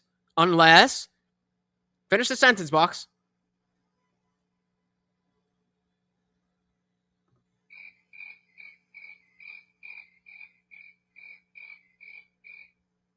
Unless your own life is at stake. Nikki said people voted for Hamas and cheered when dead Israelis were paraded through the streets. A fine people, really, a fine people. It said they're dead set on war. I think we should bring it to them like the Old Testament. That's what I'm saying. If it is such that we need to go to war, let's use everything we got to make sure we minimize American casualties, minimize American costs, and send the message that we're not going to do this tit for tat. Okay, we're going to do a ceasefire even though you bombed us. Like, what kind of fucking gay beta shit is that? That's some Frogurt shit. Well, okay, we're just going to bomb you a little bit. We're just, let's say the microphone is the sound, the decibel level of the tap is the bomb. And, oh wait, can you stop that? No, we need to fucking do that again. And all you everywhere else, don't even fucking try it. If we are going to be America World Police, that is the only way to do it. Which is precisely why I don't want to be America World Police. But here the fuck we are. Pastors become sad little girls in prison. Ooh. Ugh. Vox had been a few fights. Won some, lost some. I don't seek them out or instigate them. And yeah, I mean, let's turn this back around on you, Box. So if we all are under the impression that they have a dirty bomb or they can use nukes and they're going to kill our innocent people,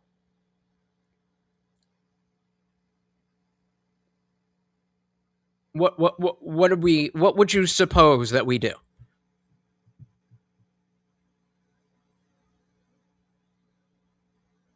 We've been trying to work out deals for the last 50 years, at least.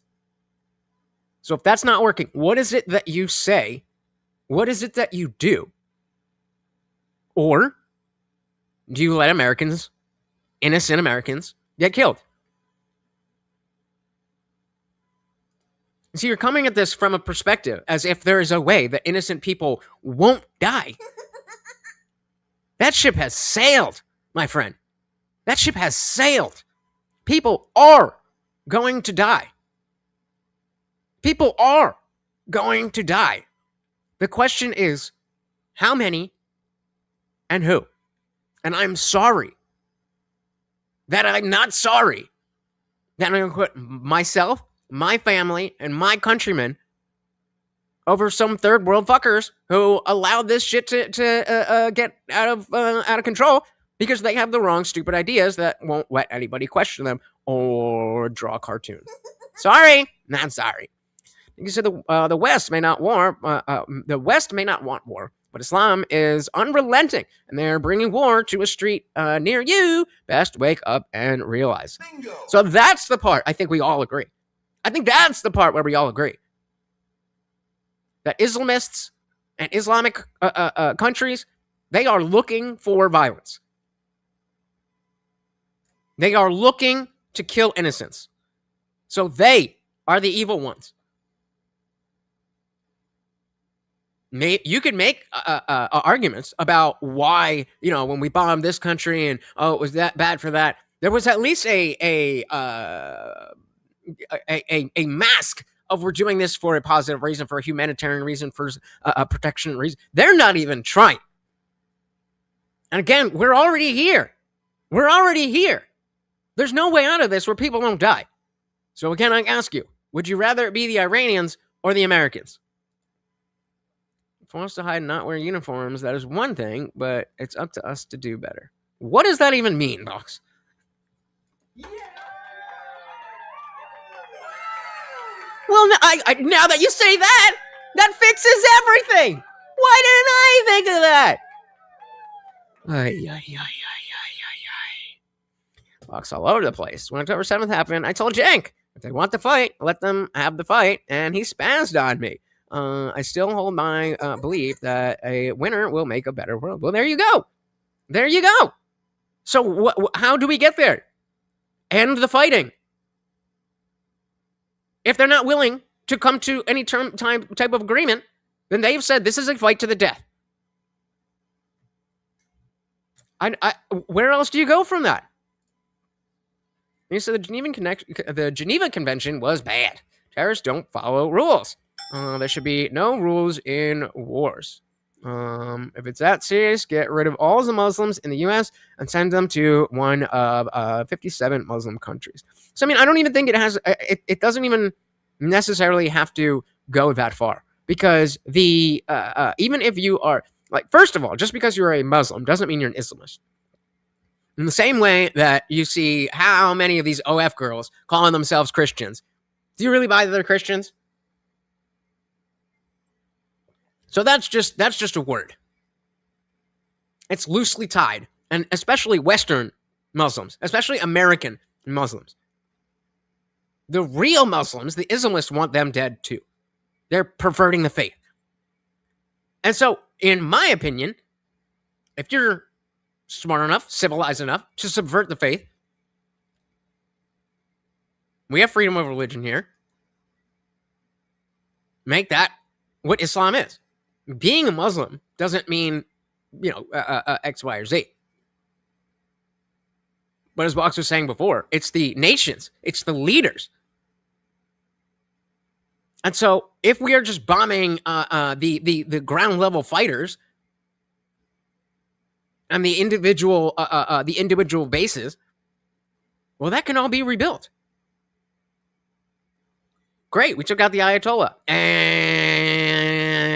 then what happened? They got a new one. Half measures. Half measures.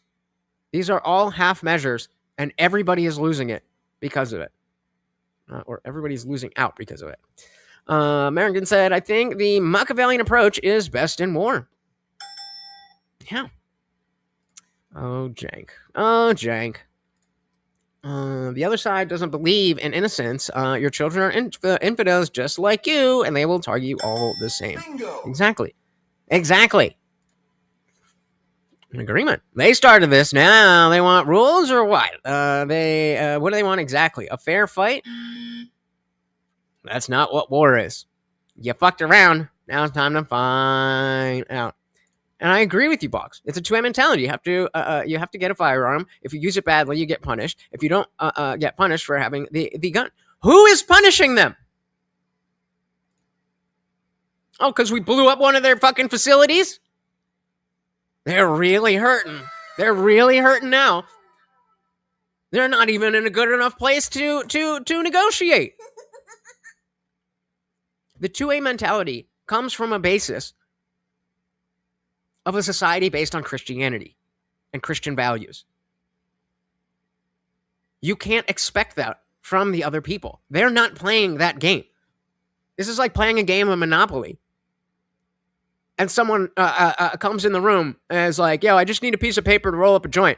And they take, $100 Monopoly money. It's like, well, hey, no, that's worth this. They're not playing that game, Box. They're not playing that game. Next time, comedian.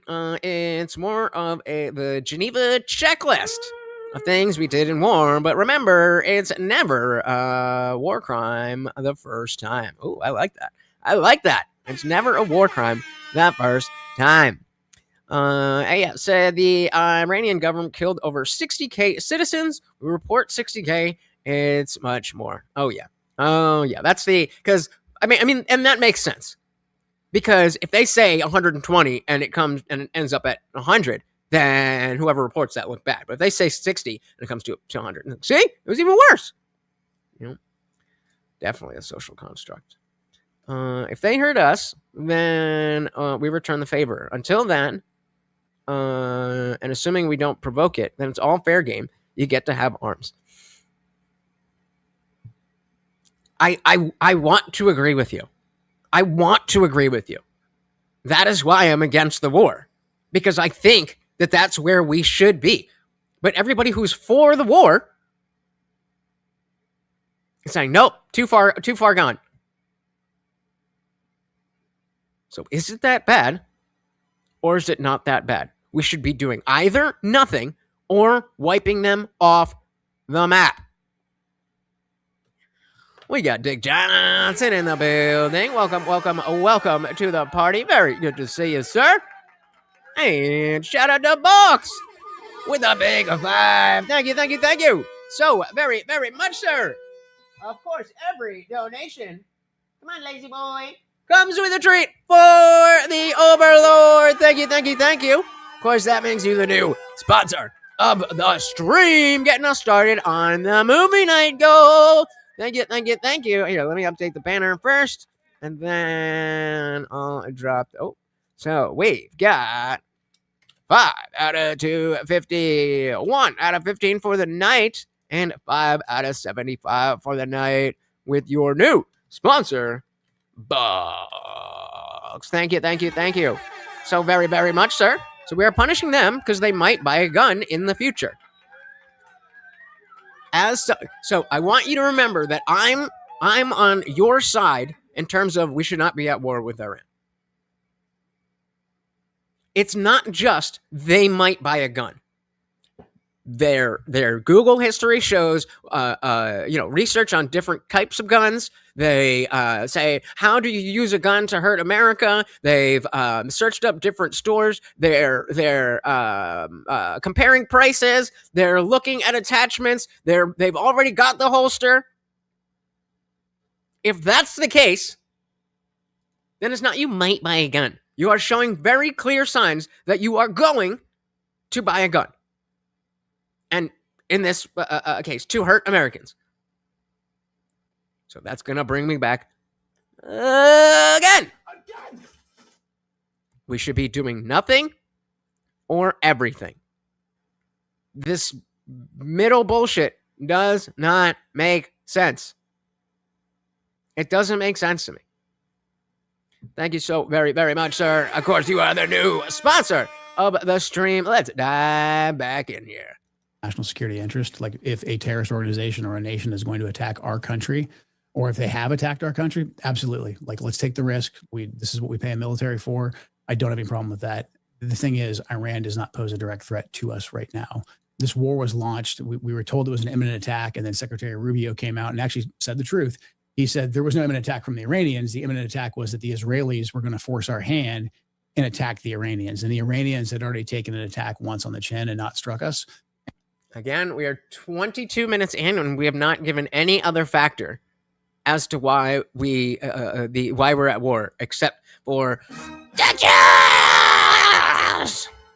And so we knew that this attack, especially if they felt that we were going to go for, if we or the Israelis were going to go for regime change and try and kill the Ayatollah, that they then would attack us. So that's why we attacked. There was no actual imminent threat there. There still is no imminent threat. The Iranians are not going to come here and bomb us here in Washington, D.C. tomorrow. So it would be a complete and total failure. So what does a successful America First foreign policy look like? Ooh, another good question. Brandon Straka, the gangster.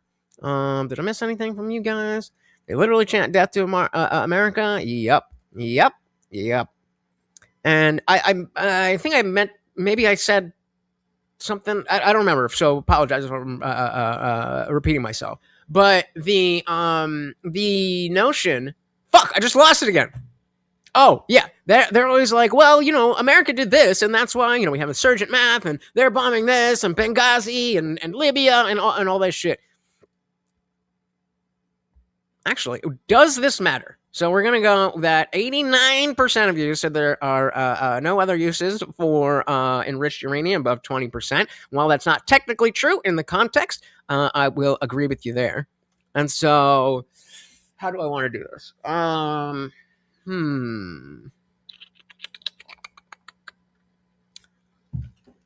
Is it fair for, I'm just going to put them. Is it fair for them to feel like chanting death to America is justified?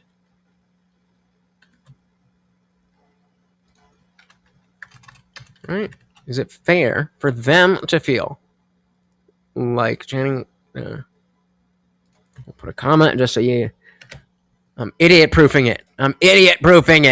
All right, let me dial it again here. I got to go. Peace. So what does a successful America First foreign policy look like?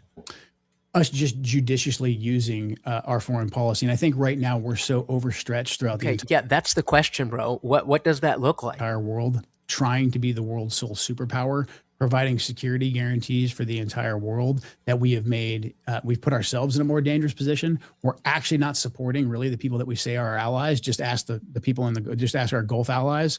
For years, we said, hey, if you let us base our militaries here, we'll provide for your defense.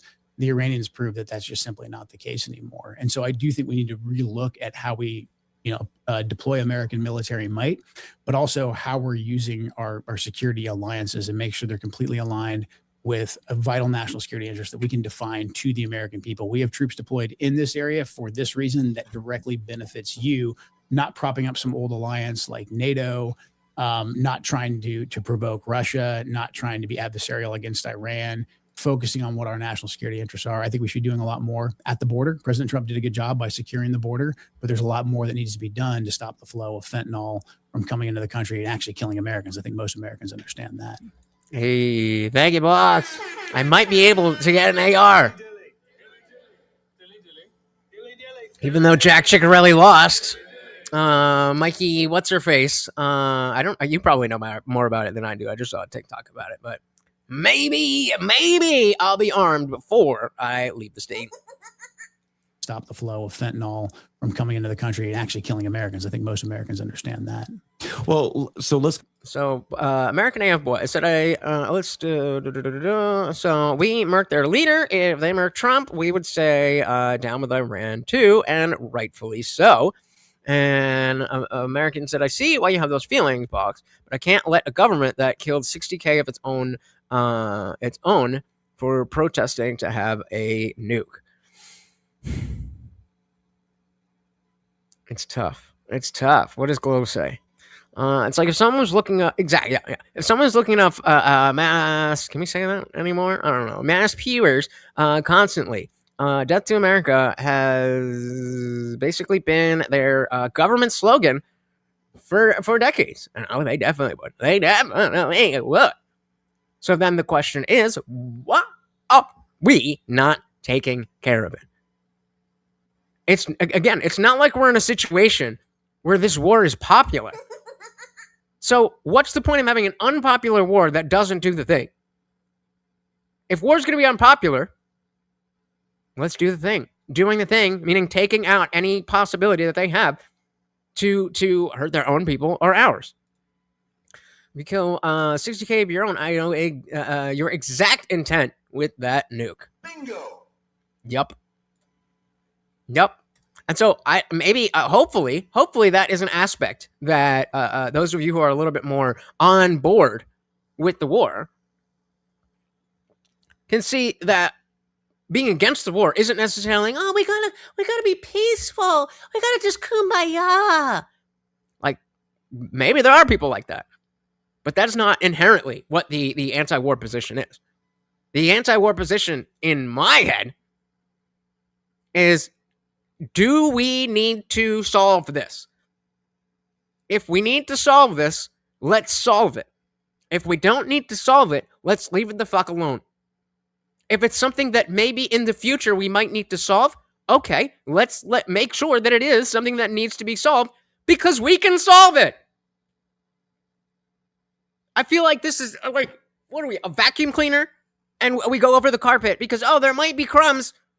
How about when there's crumbs and dust, then we vacuum instead of vacuuming so that we don't have to vacuum? What? Stupid. Why is that so ignorant? Why is that so ignorant for me to say? Because I haven't heard anybody else say it.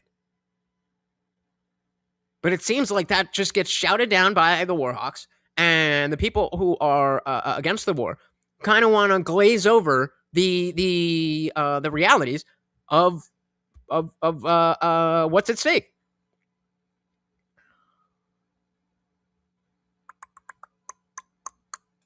Nick said Joe Kent is the guy who would have let Hitler take over Europe and said it doesn't matter, they're over there. This is no longer a viable position to hold in a globally connected reality.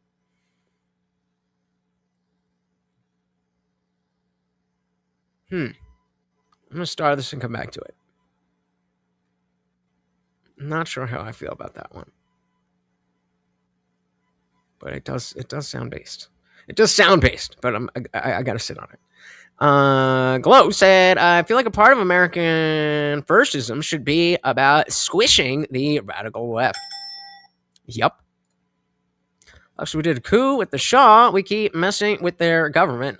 Yeah, they are rightfully upset with us. It's not something we can get past. And so most of you are saying no. Some of you are saying yes. I absolutely feel like it's fair for them to feel like, oh, America's been bombing us forever. Us being the Arab world, the Middle East, whatever. Islam. We've been getting shit forever. All we're trying to do is bring peace everywhere with Islam. That's all. So I think it's absolutely fair under that mindset to hate America. That being said, given that it is not a reasonable position objectively, we gotta squish them. We gotta squish them. Physical removal. It's justified and we can. Okay, how? I'm gonna start this because we're definitely not getting an answer on that. How? It's justified and we can fix it without bombs. Okay, how? How can we fix it without bombs? Shit, really? All right, let's dive back in here. Is anybody saying anything? Yeah, kill the boy.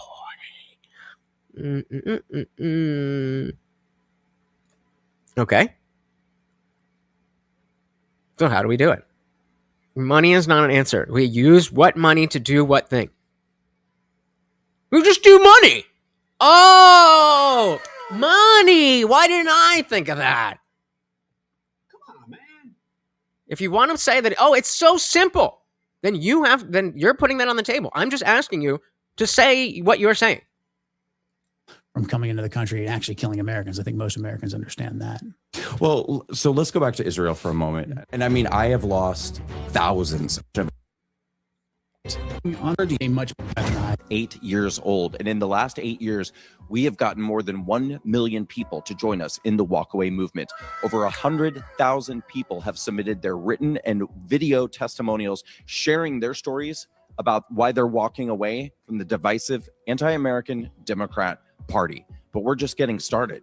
We're going to continue crossing the country from coast to coast, going into college campuses, talking to impressionable young people, talking to Black voters, Hispanic voters, LGBT people, Jewish people, and all Americans who have ever been indoctrinated by the divisive Marxist Democrat Party. We're going to wake up and liberate everybody. The funny thing is, I brought that up because I was just thinking about, did you see, we have to do a whole side quest now. All right. So, what's this say? Let's do toilet. God, it's gotta be here. Yeah, okay. Thank you. For once, X-Search does what I want it to do. Not that one. That's a piece of shit. That's the good one. This one? Yeah, that's the good one. There's a point here. No. Oh, he's playing. I don't know. You guys probably recognize the game better than I do. What's your base? What's so funny about it? What's so funny? It's a great base. What do you mean? You're ugly. What do you mean? It's a cool base. Homeless. I do? Yeah. Wait. Do you mean in real life or in game? In game. Oh, okay. Well, Obviously. well, no, my base is great. I was just saying, in real life, I'd agree with you. No, it's my base is it's optimized. It's optimized. Everything about this is perfect. I was gonna go pee earlier. Yeah? What about it? Is it? What happened to your toilet? It's unusable. Haram! What? I mean, it's unusable. There's like the biggest dookie stain. No, there's not. There is.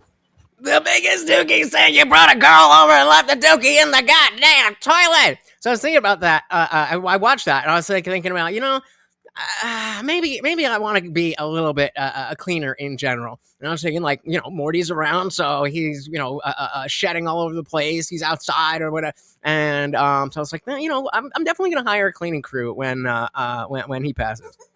That's where my mind was. And so I'm just looking at the screen, and I say that carpet is definitely not clean. So that's where that was coming from. Oh man, chat is so based tonight. Shout out to Based Chat.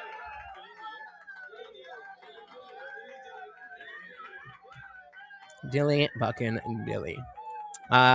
You should. You should definitely fear it.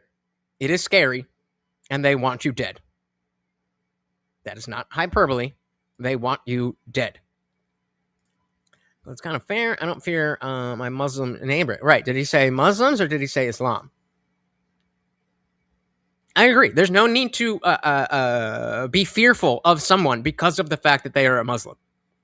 That's not what this says. Islam and Muslim are two very different words. They're obviously connected, but they are two very different words. What the fuck is going on? Ugh. A Muslim is a human being. Islam is not. Islam is a horrible, violent, dogmatic ideology. Islam, bad. Okay, so yeah, Box was saying with Iran, it's justified, we can fix it without bombs. I said, okay. How? He said, we can fix it with money. We do it, Chia does. We do what China does. Not outright war. We offer them something they cannot refuse. They don't care about any of that. That is precisely the problem. As crazy as the CCP can be, there is still the desire to live. There still is the desire to live. These Islamists, and again, I'm using my words very carefully. I'm not saying these Muslims. I'm saying these Islamists, these jihadis, in their eyes, which 71% of you are absolutely wrong, and you don't understand what dogma is if you think it's not justified to be a jihadi and not think that America is bad. But if they have the desire to live, then there's conversation to be had. But if they are willing to blow up the world before making a compromise with you, then what the fuck are we talking about? That's it. As I think the Iranians would be very upset if they had the internet to read out chat. Yikes. So I think we need a bomb. I mean, that's what people are saying. That's what people are saying. But yeah, we just kind of do a little bit of this, and we block the Strait of Hormuz, and we ask for tariffs, and all this frogurt shit. Does it need to be done? Or does it not need to be done? Exactly. Fucking send Vagar in there. Game over. Game over. Christian Cole knows what's good. Ain't no point. We have dragons. They're just not organic. So that's the Obama appeasement approach. Palette of cash. Yep. Oh, yeah. Nobody gave me an answer on that. What did you guys think of Obama's Iran deal? And if you can fit it in the thing, how does that compare to the Abraham Accords?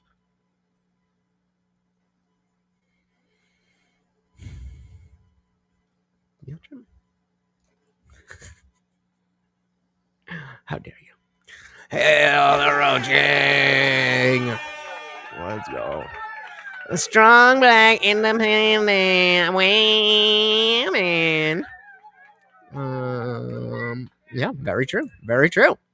When this girl pop up and she ate that $2 steak, she might survive having his babies. The world is healing. Hey, you know, there's someone for everybody. Glow said a huge chunk of Muslims want to murder me for my sexuality and then bring me back to kill me again for being part Jew, so I don't have a lot of sympathy with the practitioners of that faith. Right. That's the faith. That's the ideology. There are plenty of Muslims who are bad Muslims because they are better people. You can't be a good Muslim and a good person. Mutually exclusive. And that's why I say the American Muslims, like the moderate Muslims, they want to take them down too. In the eyes of the jihadi. Again, I think I brought this up already. Yeah, the OF girls who call themselves Christians. If you're a diehard Christian, you really want to spread Christianity.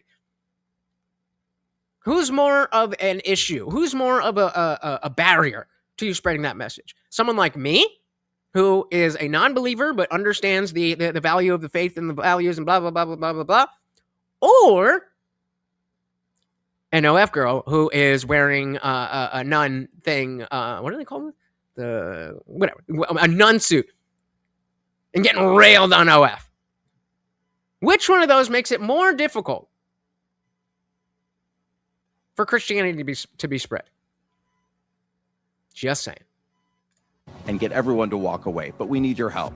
If you support the work that we do, please go to walkawaycampaign.com, click donate, and if you can't make a monthly recurring donation, please give one time. But if you're able to, please become a monthly recurring supporter. Even $1 a month helps drive our mission forward. So please help if you can.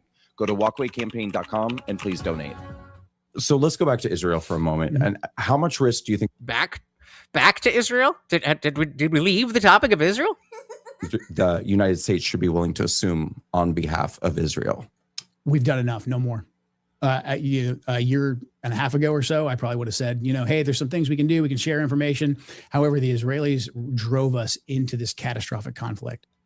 And like, just to my point there, I almost can guarantee that there is a significant population of these Muslim countries that Nikki's talking to my friend had every day as Iranian parents and that still tried to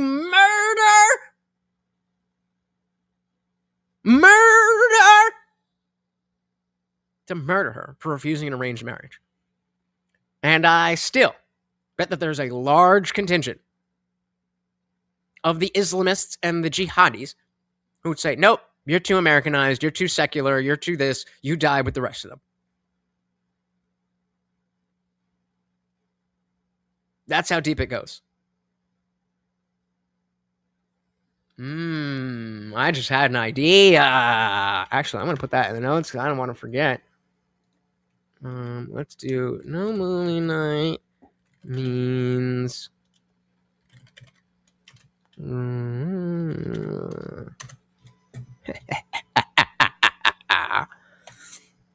neither, bud. Me neither.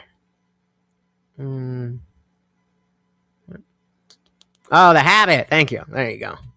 Right? Who would be worse for spreading Christianity? The olive girl wearing a habit getting railed? Or me? You all know the answer. All right. Let's dive back in here. We can share information. However, the Israelis drove us into this catastrophic conflict that is affecting the Straits of Hormuz, which affects the world energy and the price of the pump here. It's basically upended our alliances in the Gulf. So basically what the Israelis have forced us into, it has cost us enough. And so if we don't get more proactive right now. Oh, don't you worry. Don't you worry. I got you. I got you, brother man. Have forced us into, it has cost us enough. And so if we don't get more proactive right now about restraining the Israelis, especially in Lebanon, and especially pertaining to what they do with Iran, we are going to continue to get sucked into these conflicts, or at least refereeing these conflicts, paying for these conflicts, because we're paying for everything that Israel is doing, essentially, militarily. So as he goes through this, I would love if you guys would say things like, oh, when he says this, that's cope for that. Or he's saying this because he doesn't want, like, usually I'm the one who has, we're talking about something that's a little bit more in my wheelhouse. I'm like, you see this? There's people that I'm familiar with who they are, at least how they interact. But you guys are kind of in that position now, where it's like when he said, you see how he said that? Like all of the stuff that I've been trying to impart on you guys, I need you to throw it back at me. These conflicts, paying for these conflicts, because we're paying for everything that Israel is doing, essentially, militarily. Well, I wanted to ask you about that because you've actually argued that supporting Israel and putting America first are not mutually exclusive. Mm-hmm. Do you still feel that way? We need to reset, but I think in general, yes. In general, I think we can have a good relationship with Israel, but we need to reset that balance. Okay. It's way off balance right now. Fair enough. Fair enough. We're all getting railed on stolen land. Dilly fucking dilly. The people who have escaped Russian, I mean the bad guys who will bomb the bad guys. I'll assume you guys are talking amongst yourselves.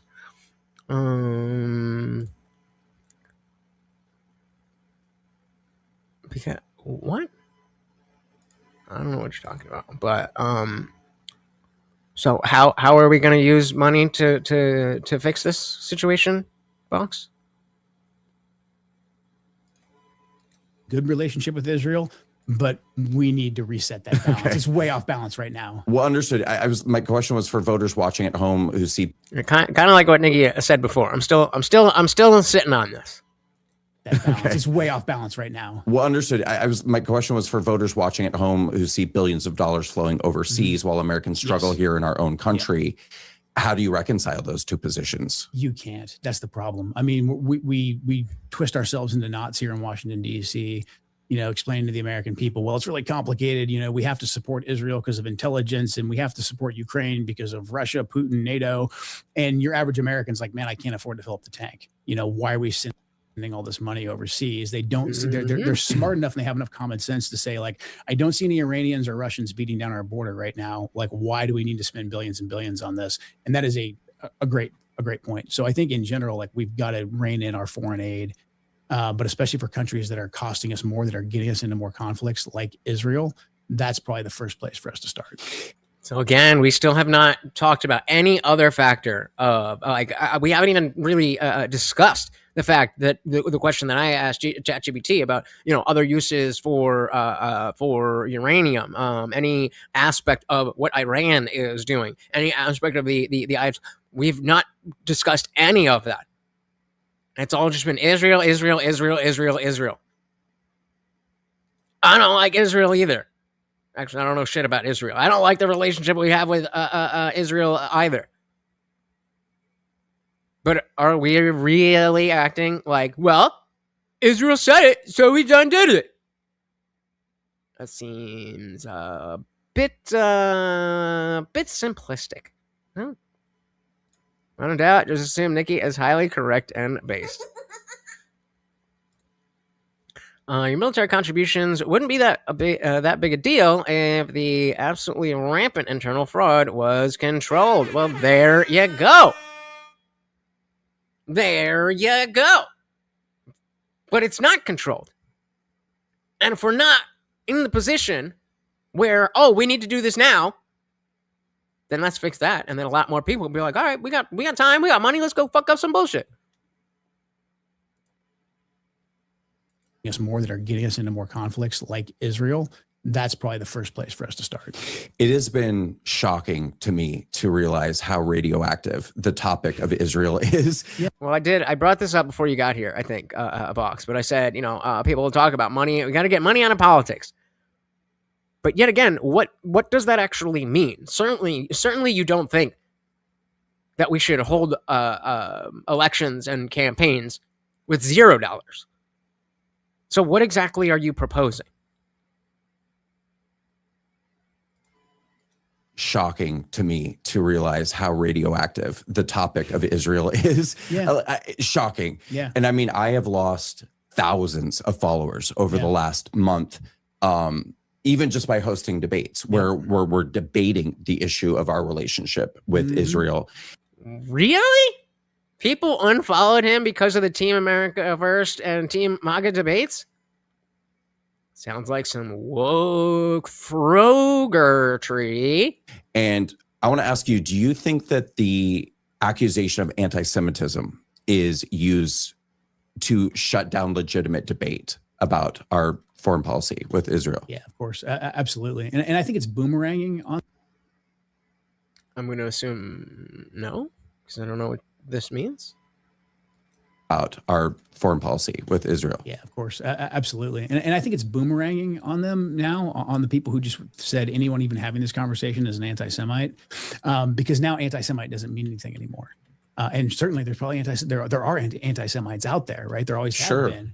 But now that they've called everybody, me and you having this conversation about how we got into a war with Iran, should we use foreign aid? Right. There is a lot of prominent people who would say, well, those two are subscribers are going down right now as you're talking. Right. but now it's okay. So Box is saying it takes an amendment to overturn Citizens United. Where we're going to see it, we can just curtail it. How though, Box? You're not saying anything.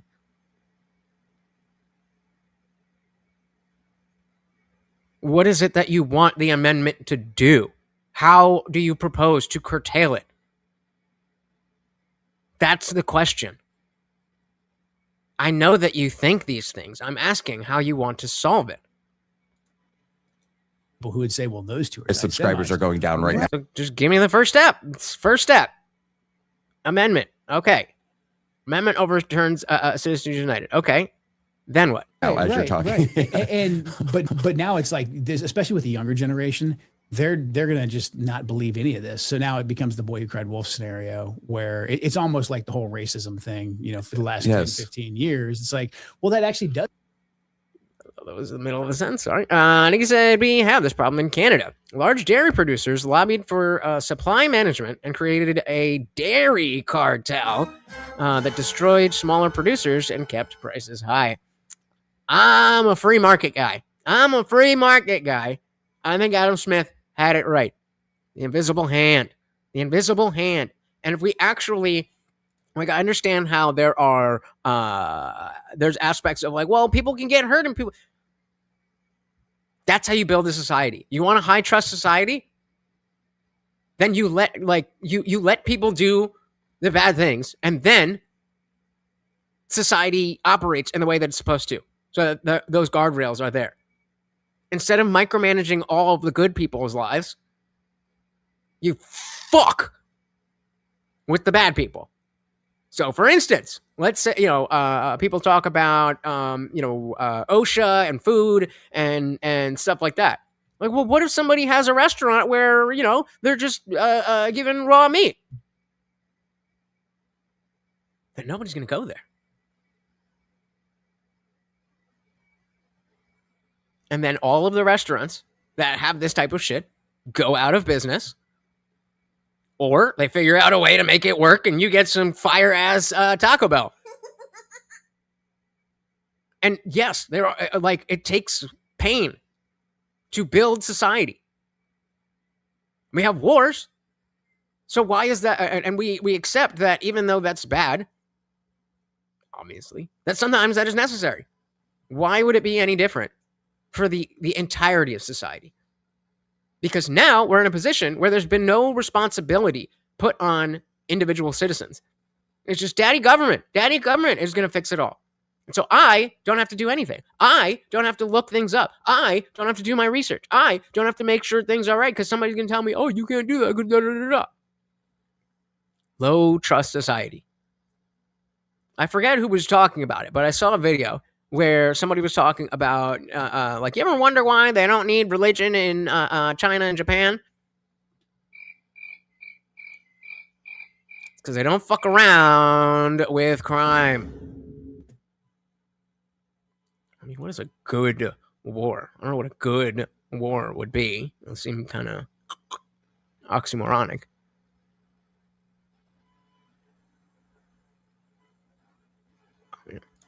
Was down to talk money out of politics, the bedrock of my political philosophy. Well, then, if it's the bedrock of your political philosophy, how do you not have a tagline? It's very complicated that I'm trying to build a moral structure that includes Christianity, but works for hedonistic people and all that. But I can distill it down to one sentence because it is the bedrock of my political philosophy. We need a secular moral structure that both works for people who don't want to be good and also includes people's freedom of religion. If you can't do that, then you don't have a bedrock.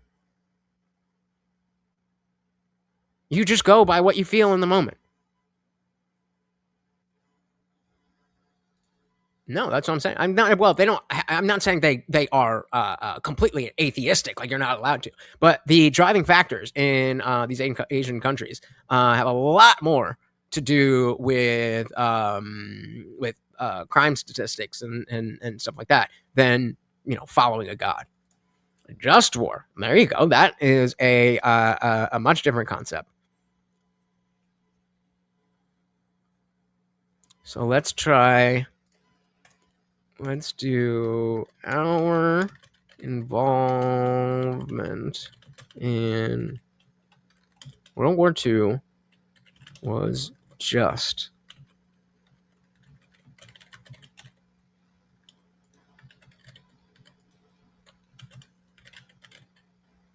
Disagree or disagree? What did I say? Our involvement, obviously the U.S., our involvement in World War II was just as injustice. You already know. Like I said, it takes an amendment to overturn Citizens United. You already said this part.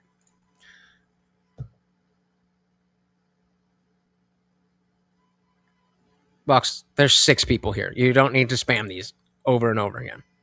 Now, if there's something that I haven't seen, feel free to send in the super chat, but you don't need to do that. Shout out to David Gill over on Rumble. Welcome. So get money out of politics to me means, here, let me bring this over.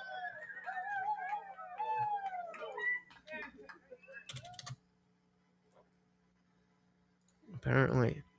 So Dave said, greetings. Get money out of politics to me means removing the profit to politicians. No insider trading, no kickbacks from the lobbyists. Only elect people who will choose what is best for the country.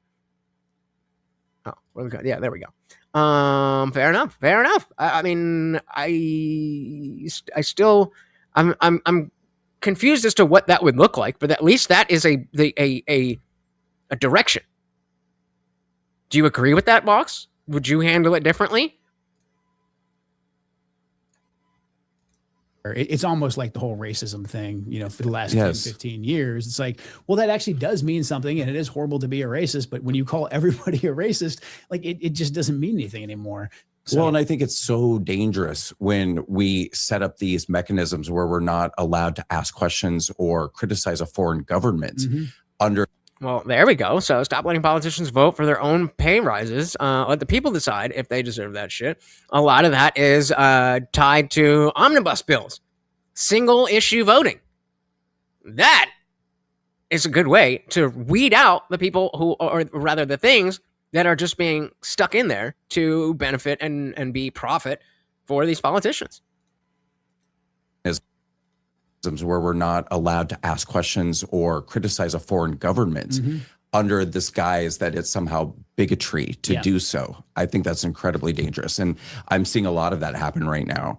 Can someone oppose additional aid to Israel and still be accurately described as pro-Israel?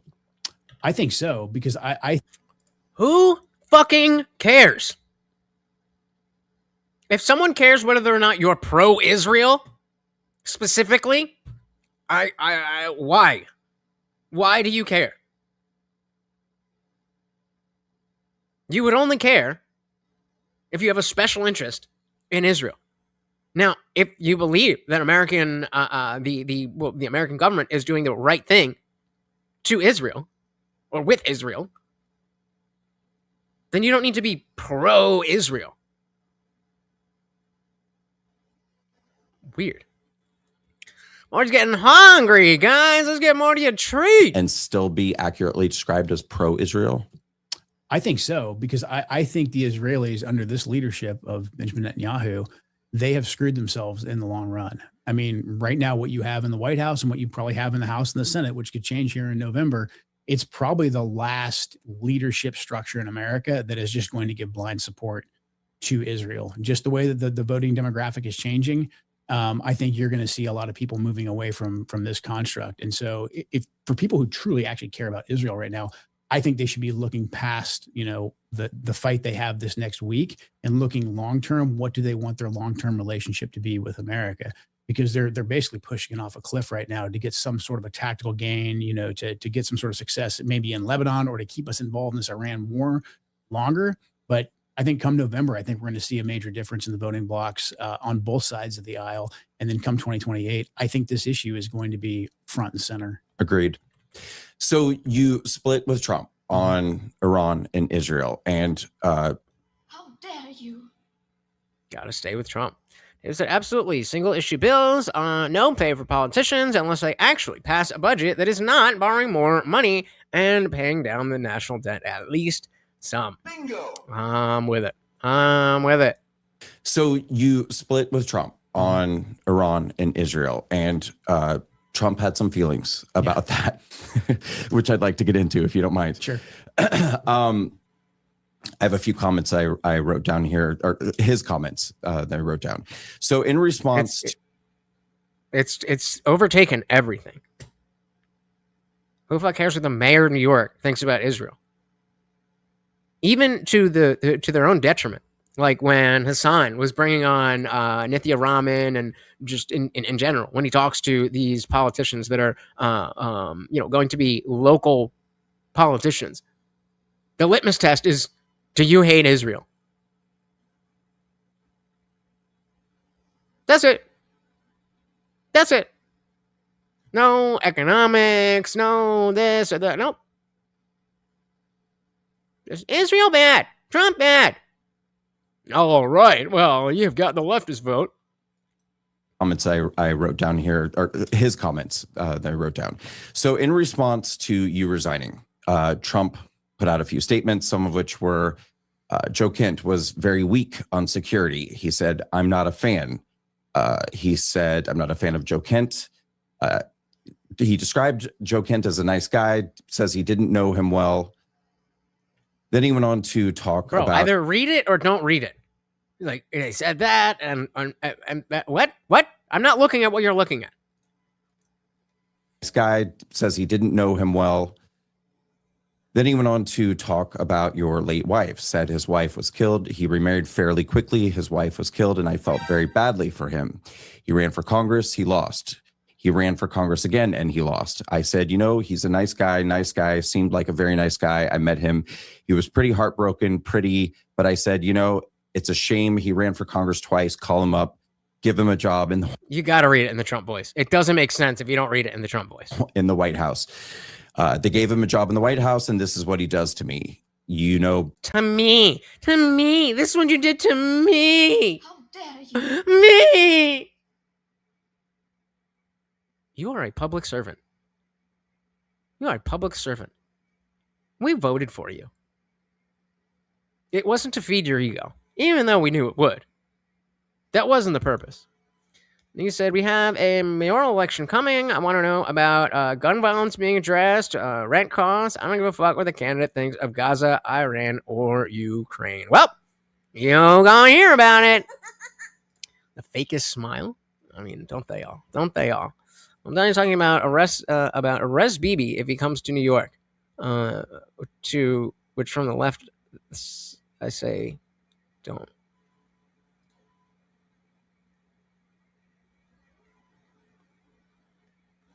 I mean, I tend to agree, just because socialism has gotten so much more popular that I think we need to see a specific experiment fail. But that's still going to cost all of us money. But what's the other option? Being a nice guy doesn't pay off too much. So you spent years supporting Donald Trump. What was it like to suddenly become the target of the same kind of public criticism that you've watched him level at other people? I mean, I'm not going to say it's like a good time or anything, but Right. But when I went out the way I knew that I went out, I knew it was going to have this effect. And I knew there was lots of people who, at one point in time, were probably my friends that were going to come after me, either because they were legitimately mad or because it was just their job. Exactly, it's just their job. Your job is to be on Trump's team. But it comes to the territory. I needed to publicly resign because I felt the American people needed to know how we got into this war and to hopefully, start the discussion and hopefully prevent us from getting further into this war. And I knew one of the risks was going to be making the president mad and the president saying unpleasant things about me. So it is what it is. I don't take it too personally. To me. Including the comments about your wife? I mean, we all know Trump. I mean, like, he runs hot. If you piss him off, he's going to go for the throat. And that's kind of what he did. So I get it. And that's really the only response you ever need to give with Trump talking shit. Like, it's Trump. That's what he does. When you put weight on it and you feed into it and you make it seem like he said all of this to me, that's when you go off the rails. Yeah, that's definitely where it went. So have you spoken to him since? No, I have not. No. Recently? No. Do you think that you will? I'd be open to it, but I don't feel like he's going to call me anytime. You never know. You never know. But that is the thing about being around President Trump. There are times where I think he does reach out to people who have been adversarial with him before. So I don't know. I would 100% be open to it. I mean, I want the best he's going to be the president for the next, over 2 years. 2 years. So I want him to. Yep. David said, Islam is not a religion. It's a subversive legal control system masquerading as a religion. It's using socialism, LGBTQ to further itself until it's the majority. Bingo. Yup. And it is a religion. It absolutely is a religion. Like, it's doing all of those other things. But I don't know what else you think a religion is. It's an undying unwillingness to go away from an idea, the idea that Islam must cover the globe. That's how religion has worked for the majority of religion. Like this newer contemporary Christian thing, like that's a new flavor for religion. Like, it's never not been like that. Refuse to let dead soldiers to drive the conflict deeper or wider is a self-fulfilling prophecy to avenge them. I don't know. Successful, especially getting us out of this war. I want us to get out of this war. So if there's anything I can do to help with that, I'm open to it. Yeah. Well, I wouldn't discount it. Well, I've seen more. Unlike Joe here, I'm not trying to pretend like anything has a single direct cause. It's like, oh, we get rid of the illegals and rent is going to be perfect. Or like it's multifaceted. That's definitely an aspect, but it's not like that is the only reason. And that's what, even though I like what is happening in this conversation, the overfocus, the hyper-focus, I don't know what the fuck I'm trying to say, but the level of focus that they're putting on Israel is a little weird. Or contentious comments made. For sure. And then he's sitting next to Barack Obama, yucking it up, and Biden yucking it up. And I think anything is possible. I am curious, while you were going through this and while you were in the process of resigning, was there anybody in the administration who ever came to you privately and expressed that they agreed with you, but couldn't say so publicly? There were, but I don't want to name any names. I'm not going to, I wasn't going to ask you. No, but the issue of going to war with Iran, obviously, because of, we ran on the exact opposite thing. There was a lot of people in the administration who were pretty confused and fairly, I would say, frustrated. So yeah, there was definitely folks inside that were sympathetic.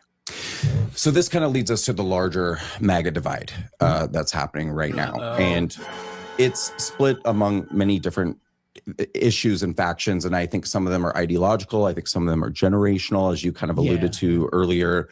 Some of it seems like... Yeah, guys, remember, so we did the two-part debate with Team America First and Team MAGA, but that was from Walk Away with Brandon Straka. They also did a MAGA boomers versus MAGA millennials or Gen Z, or I don't remember exactly what it was. But that was very interesting. There wasn't a lot of space for me to add anything, so we didn't cover it, but I did put it in last week's Substack. So make sure you are subscribed. And of course, if you don't want to subscribe, but you still want the thing, just give me your email and I'll get it to you. MAGA started off as anti-war and now is becoming increasingly more okay with being an interventionist sect of the party, whereas America First is sort of, I'd say, identifying as more as isolationist. So I guess my first question to you is the divide real? Because a lot of people are in denial about this and say there's no real divide. It's just a few people on social media, a few bad apples. There's no real divide. Where do you land on that? I think it's very... Before he goes into that, like, there's a thin line between appealing to like dead internet theory and then pretending that because you saw it online, then it's not real. Those are two different ideas. And like, yes, if you heard something online or you're seeing a trend online or you're seeing people say this a lot online, there's definitely reason to think that there might be some astroturfing here. But all of these real people are on TikTok, on Twitter. It absolutely is real people. Real. It's a good question to ask, though. I think whether this is it on Twitter or is it like actually out there in reality? I live a good deal outside of Washington, D.C. I still talk to a lot of people back in Washington State, was just back out there recently. And even a lot of, like, I would say folks who don't focus on foreign policy are wondering just what the heck is going on. The Iran war being the most glaring issue, but there's been so many other places where he's done a 180. Not exactly in my wheelhouse, but a lot of the Maha issues. Bucks, I would love to be able to see the world through your eyes. Like, it's got to be frustrating because you think everything is so simple. But like the confidence to be like, I have the answers to that and that and that and that and that. And it's this basic, there's not, maybe,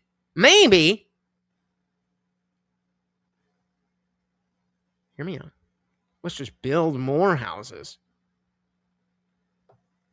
The list goes on. So there are a lot of people out there who I think really kind of, crawled through broken glass for President Trump, who are pretty frustrated right now. Yeah, for sure. Well, and it seemed like the MAGA coalition was united against the establishment. That's sort of how we started as this anti-establishment. Wait.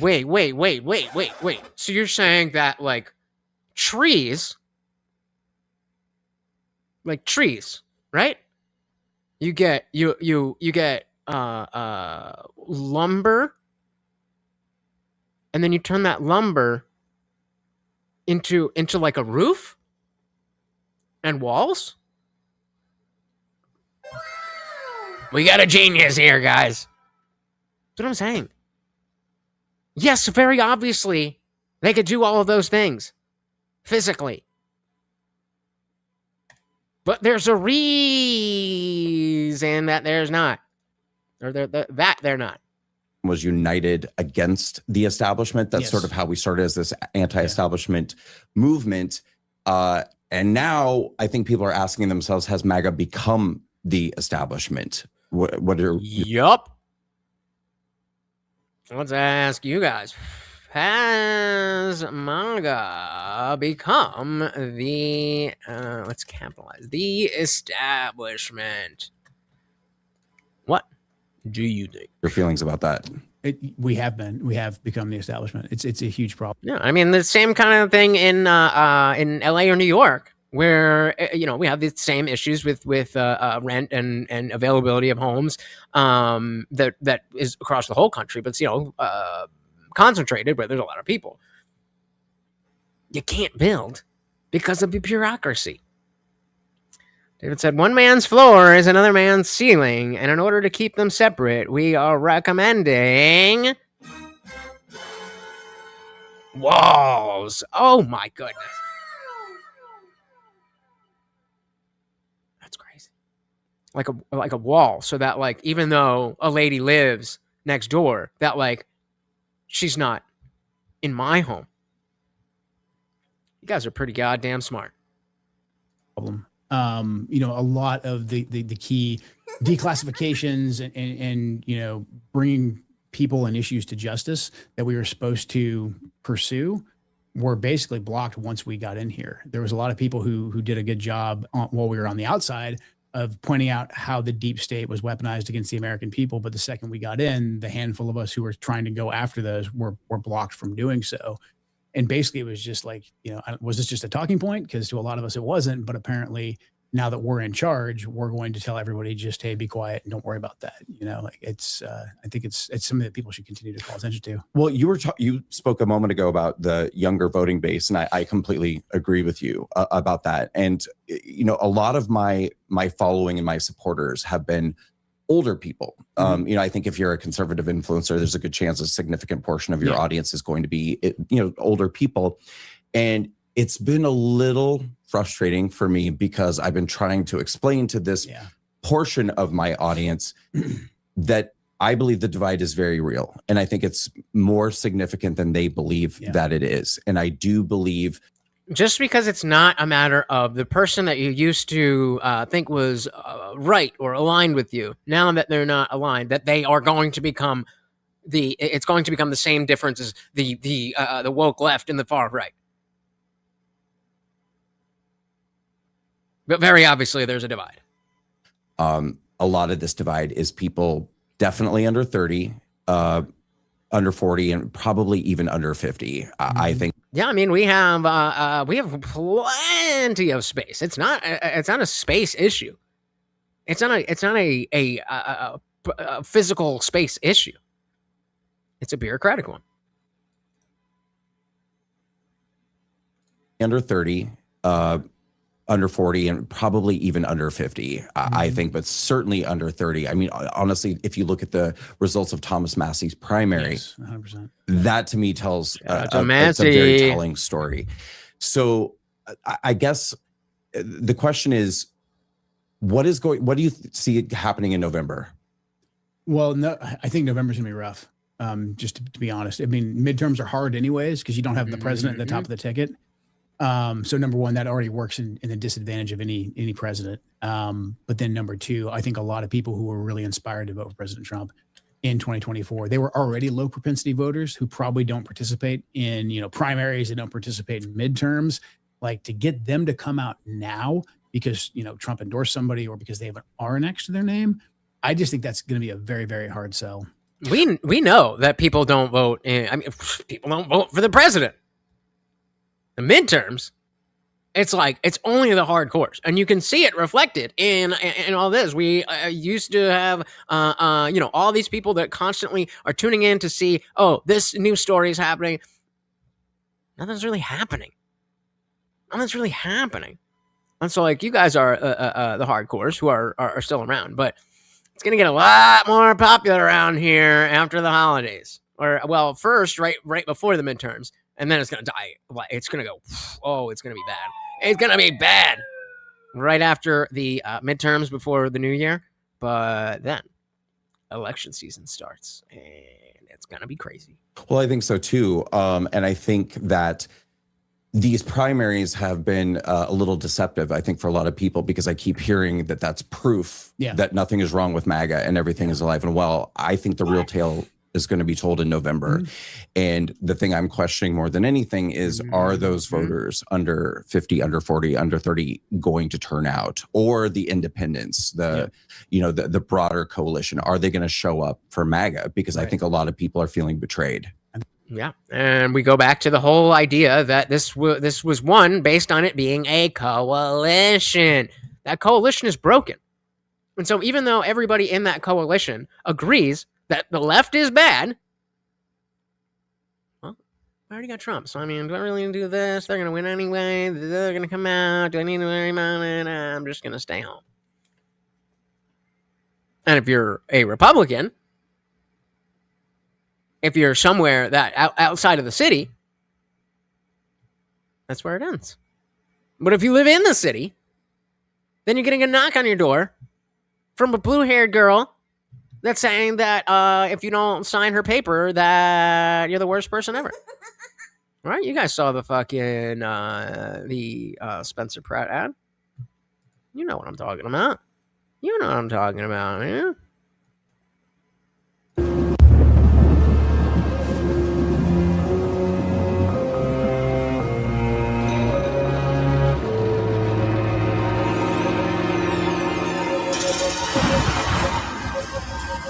Near the upper of the city.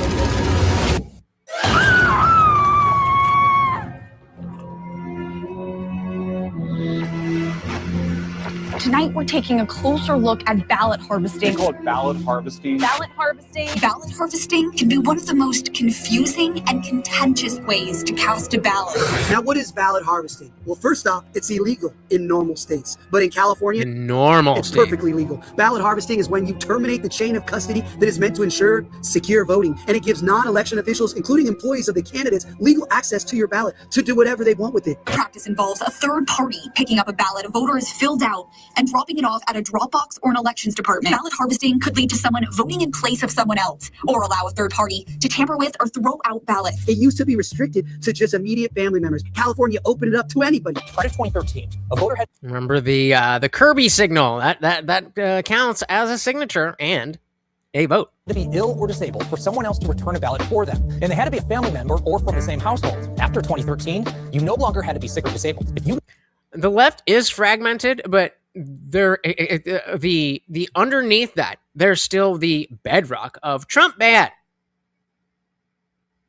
So you guys have that to get that whoever is the Democrat, everybody will be on board.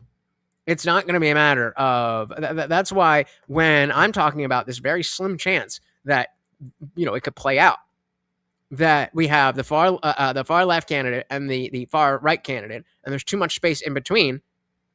The left is not going to put up a moderate person that is going to appeal to moderates and people leaning right. But we can get somebody who is way less extreme in their eyes, way less extreme.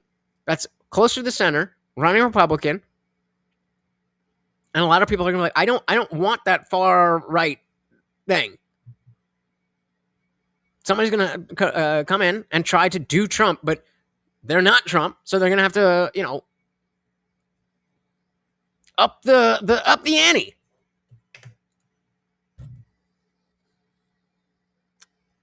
So that is why the Democrats will fail. Certainly possible. I don't know how likely it is. But do you not see the two parties going further and further and further and further and further and further apart? Do you think the people are moving that at that rate?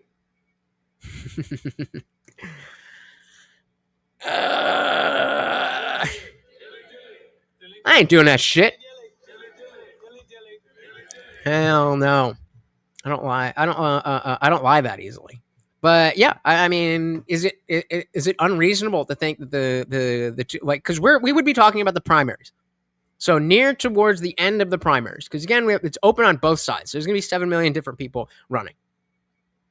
When we get closer to the nomination, then it's really going to coalesce into, okay, the left and then the two sides of the right. Even though there's fragmentation, the left is not going to let the Trumpian party win.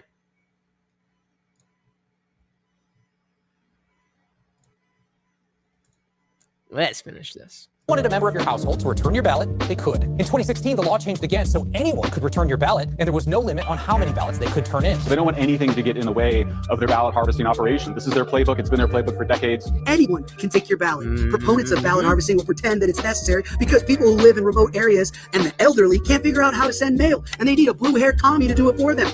Obviously, this is fake. You can send mail by putting it in your own mailbox. So if you have the capacity to receive the ballot, you have the exact same capacity to send the ballot. The mere fact that you have the ballot is proof that you don't need a stranger to send it. This isn't about helping people send in their ballots. It's about giving activists access to your ballot so they can rig the game. This new system is so bad, even the LA Times called for its repeal, warning that it does open the door to coercion and fraud. Now, on paper, it is illegal for ballot harvesters to tell you how to vote or influence you in any way. They cannot tell you what to vote for, but what stops them from doing it? What stops a Nithya Raman supporter from collecting ballots at homes with Pratt signs on their lawn?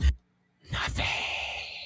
And then just throwing them in the garbage? Well, nothing. Ballot harvesting lets the camel's nose under the tent. It introduces the menace of political activists influencing voters and electioneering at the polling place, but out of view of authorities, removing voting from the sterile field. You can't electioneer at the polling site where you vote in person, but now the ballots are sent to everyone's homes. Everyone's home is now a polling site, but there ain't nobody overseeing the laws. The casino has rigged the game. That's why they never lose. They can just go and send out a bunch of labor organizers, go through housing projects, go through homeless encampments, get votes from people who weren't planning on voting, get them to vote in the ways they wanted them to. It may be tough to coerce a vote at a polling site. The people there are committed voters, and they've all... And the left should be mad about this as well, because even though it helps the left win, it is going to help the establishment candidate win, or whoever is the deemed the guy. Like if it's Gavin Newsom, then all those votes are going to Gavin Newsom. So if you're on the left and you don't like Gavin Newsom, well, sucks to suck, because there's 7 million homeless people that voted against you. So the left is going to be the left, at least for the time being. I mean, obviously, I don't have a fucking crystal ball or anything. But for the up until the 28 election, the left is the left is the left. There's always infighting. There's always something like that. But you're not going to get Democrats who are voting for the Trumpian candidate. But if somebody more moderate steps in there, there's a lot of very loud America First voices. Just saying. Already made up their minds. But when everyone in California gets a ballot, that includes a lot of apathetic people who never vote and simply don't care. Apathetic is being nice. Because what he actually mean, well, apathetic as well, but crazy. Easily talked into voting for the commie candidate when one of their minions harasses them at the door and says, "Hey, you want a rent freeze? You want free stuff? Vote for Nithya. Hey, I'll take the ballot for you. You know what? Why don't you just sign the envelope? I'll deal with all the paperwork." Is that legal? LA? It's very accurate to life. Oh, yeah. I mean, this is your average liberal, your average awful,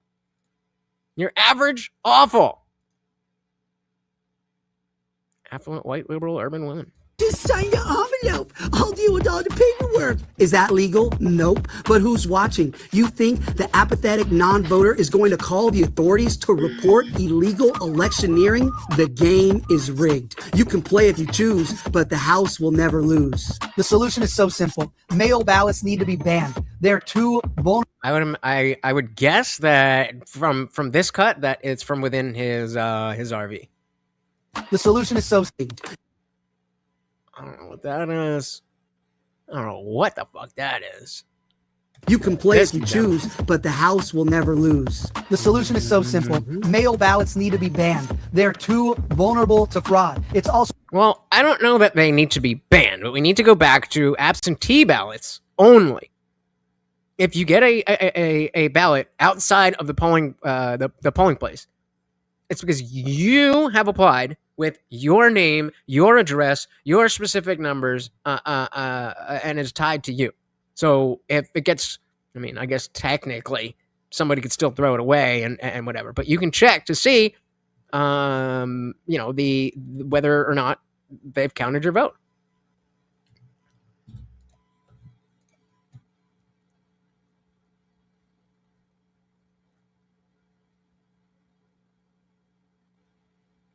Then why are you so scared of it? A laughably inefficient and primitive system. We should be voting by phone. All of our phones have high-level security and biometric ID with face and fingerprint recognition. We already use our phones for banking, medical records, TSA, crypto. If it's secure enough for all of that, it's secure enough for voting. Every phone vote will be posted to a public ledger anonymously with a unique ID that only you can possess, so you can go online to the ledger, validate that your vote was counted, and every item you vote for was properly cast. The results would be perfect and instantaneous, with results at 8 p.m. on election night, the moment polls close. Not only would the vote, like how it used to be more secure, more efficient, and more accurate, turnout would skyrocket. This is a 360 win, and there's literally no good reason to not vote this way in this modern era unless... So then you should be totally in favor of making the Republicans less rabid about a certain issue since it doesn't affect you. Right? Of course, you don't want the fraud to stop. There's a lot you can say about Canada, but you can trust their elections somewhat, Ay. All right, let's dive back in here. Right. The fuck? The broader coalition, are they going to show up for MAGA? Because I think a lot of people are feeling betrayed. Oh, my button's delayed. I think so too. You do? I do, yeah. Yeah. Can MAGA survive after Trump? It'd probably rebrand. Trump is pretty unique. Well, it can survive if it becomes what is already moving towards being the establishment. Sadly, some of you are still believing. That Trump is different. He was different, and now he's the same. After Trump?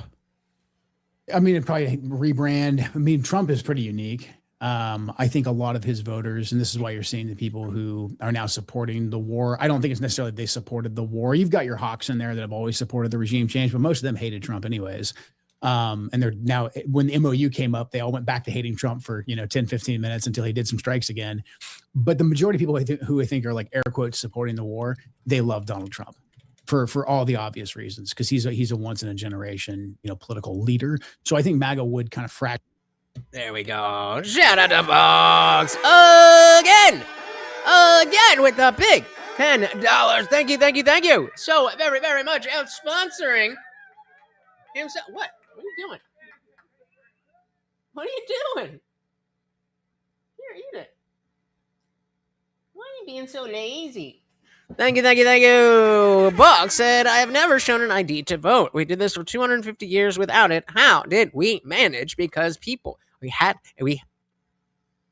we had a high trust society, at least higher. We also had more. What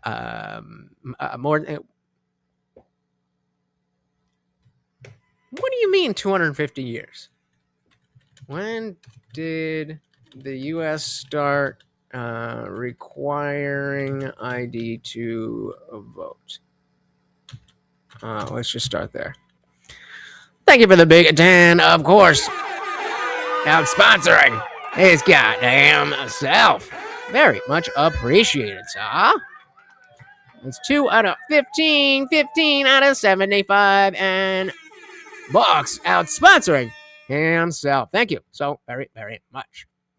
So there's never been a nationwide requirement, but in 1950, South Carolina became the first state to require some form of voter identification. And then in 2002, we had the Help America Vote Act, required for certain first-time voters. Today, most states require. And so someone asked, when did the U.S. No, okay, but so if we've never required it nationwide, why? What factors would make people want to start requiring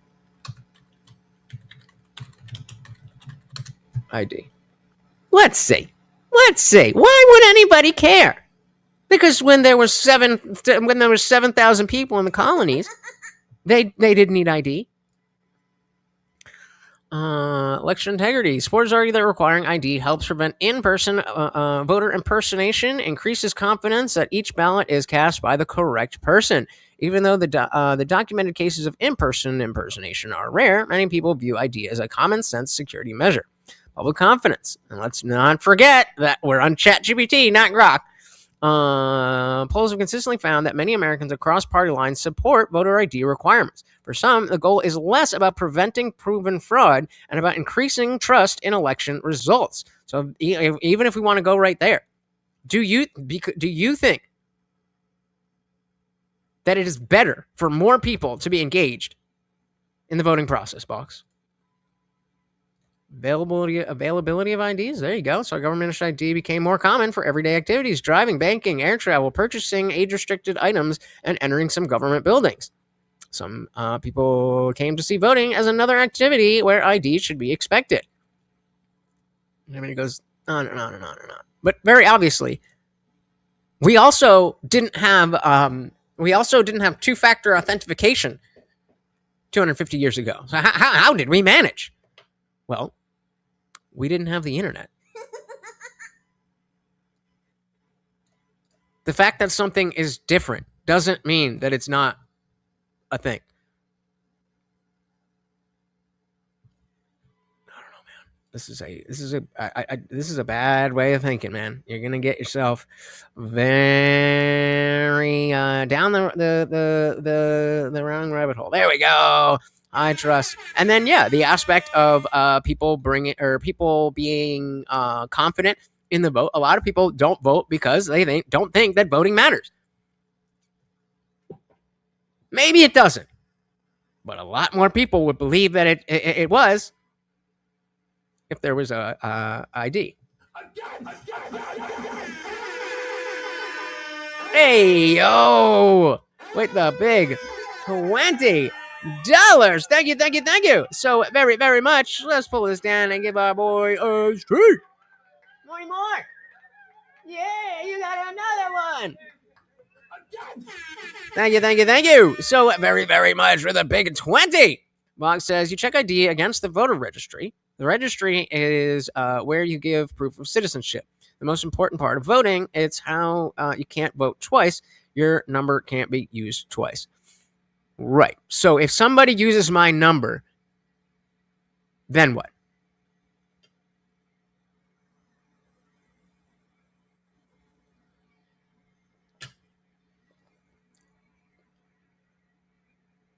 How do I prove that somebody has stolen my identity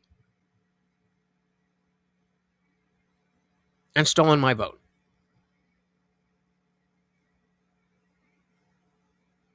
How would you do that?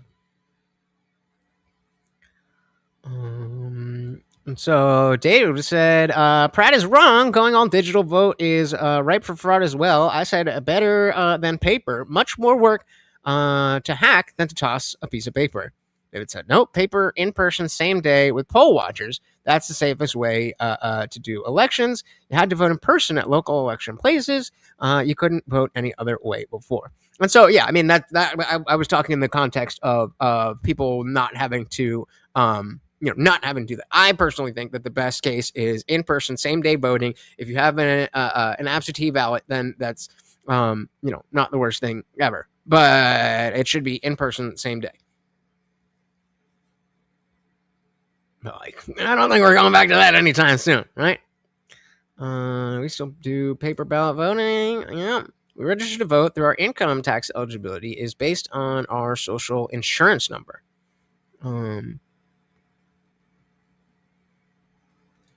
Okay, so super easy. You go to the poll, and then they say someone else voted for you, and you say that was not me, and it's corrected. Then why wouldn't I just go and lie and say all those votes for Biden? Those I could gather up a bunch of people very easily. Get a bunch of people to go steal ID identifications, and then again. It's corrected. That's what I'm asking you about, Box. That's what I'm asking you about. How is it corrected? Let's say we're there at the same time. You and I are there at the same time.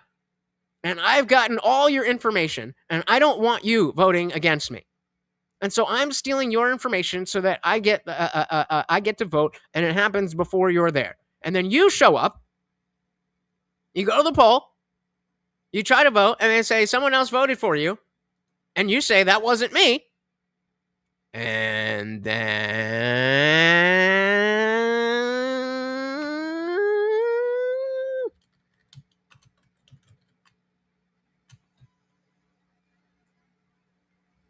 who means what? Social Security number?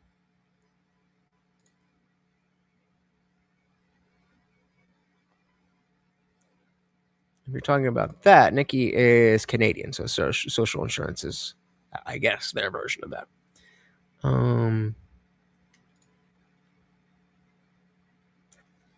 Hopefully. And what if not?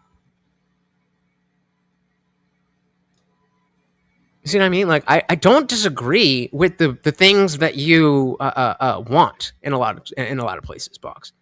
There's not a lot that I'm like, oh, you want that? That is a bad thing. It's very rare. I don't think our election should be based on hope. Do you think that's a good thing for us to base our election on? I don't think so either.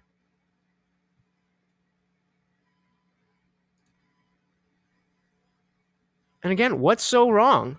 What's so wrong with asking for IDs? If you're saying it's not a big deal, and we're like, oh, it's the biggest deal, then just give it to us. What is the negative thing that happens to you when voter ID is implemented nationwide? Actually, anyways, but now because of the way the administration has comported itself over the last almost 2 years now, the coalition is going to be very, very fragmented. But I do think the things that President Trump built the coalition. Hey, shout out to JL. Welcome to the party. Very good to see ya.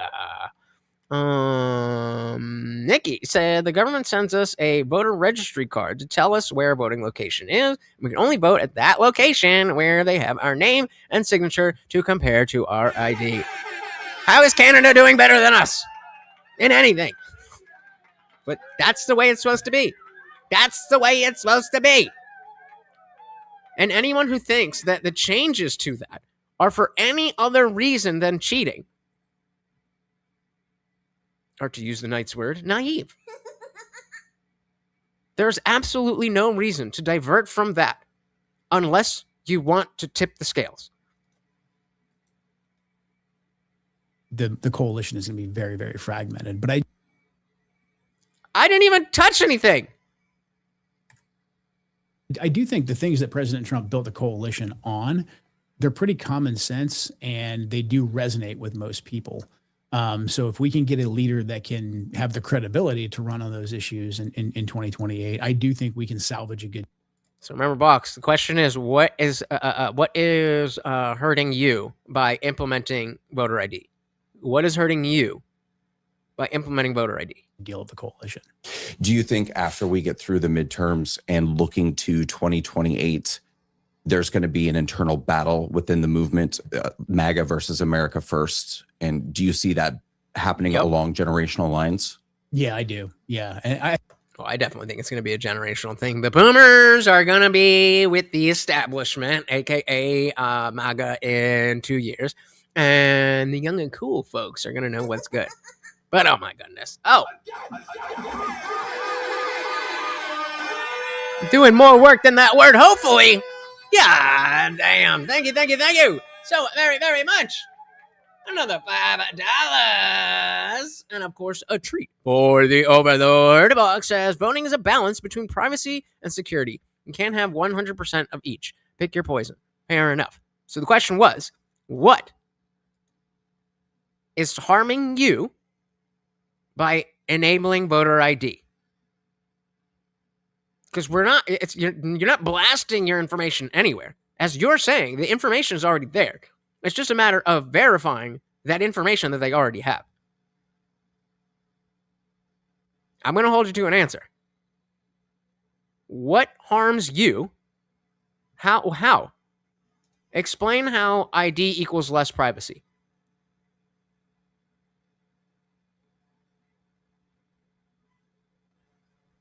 There already is a list. That's what you're appealing to say that we don't need ID because the information is on the list. All the ID is there is to verify that the information is correct. But we don't have a gun registry. We already have a voter registry. So what is harming you by requiring ID? What is hurting you by requiring ID? I think it's mostly generational, although there are some... There's some base boomers out there, you know, that they do see it. So, but I think it's going to be MAGA versus America First, or whatever the new labels become. I think you already said that. Put forward. You already said that, and you didn't answer when I asked you. How is it a lack of privacy?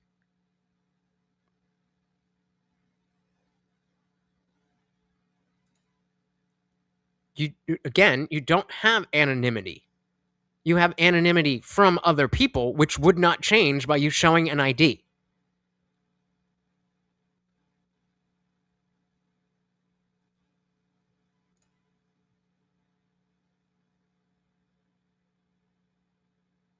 Now, if someone is proposing, no, you need to have your name and a social security number or tax ID on the ballot for everybody on a public ledger, then I'd be like, oh yeah, fuck that. We need privacy. What? Explain, like, use your words, Box. Use your words. Explain to me. All right, then come up.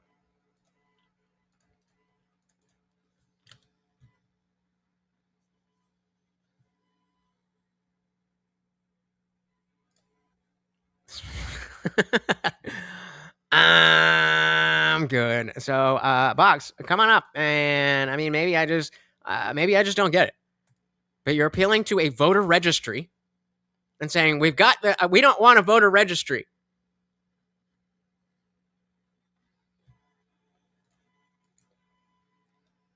MAGA versus America First, or whatever the new labels become. Play, you fuck. I think an establishment candidate will get put forward. Everyone says it's going to be Rubio. Who knows? I don't know. But it's going to be someone like that who is going to try and lean into what Trump has kind of become. And then you're going to have somebody else or a handful of somebody else's come and basically say, like, MAGA, but I mean at this time, you know, like America First, but we mean at this time.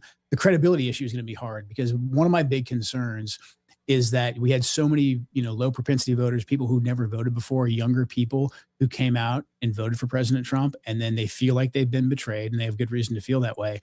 Now they're going to say, I don't care. I don't even want to hear it. Like they're going to be like, that's great. Joe and Brandon had a podcast and they talked about this stuff, but like, I'm not voting. I hear that a lot of times. I do too. From younger people. So that's actually my big fear. Yeah. Well, and you said based boomer. And then again, as Box loves to discuss the notion that people don't get out and vote. There's a lot of people who say, "Oh, I'm glad that stupid people don't vote. I'm glad." But Box seems like the type of person who wants everybody to vote, even if they agree with him, disagree with him, whatever. And there he is. Shout out to our boy. Welcome, welcome, welcome. So why don't we start here? David Gill said, Box hurt my head. I don't understand how you can be so pie in the sky, hopefully, about the government and so distrustful of the government at the same time. Yeah, that's my conundrum too. That's exactly where the crux of my whole problem. I'm a lefty insofar as like I think that we're the richest country on the face of the planet. We could do things like balance like Medicare for all against like a public option or a private option, where like they compete against each other. The public and the private have to compete. If they don't compete, then I'm like I say, I'm a lefty, but I'm not a commie. I believe in capitalism, which is completely different than like what a lot of people out there are arguing at this point. And we went through so many of these points. I just want to say that I am horrible at typing. I'm over here doing like Kermit the Frog bullshit, and like ting, I was like, it's not working out. That's why I wanted to give you the opportunity. We're on like 11 different layers of topics on 11 different questions, and it's like, where are we? What are we asking about? What are we talking about, my dudes? So, also, Glow hi said, everyone. I hope you're all well.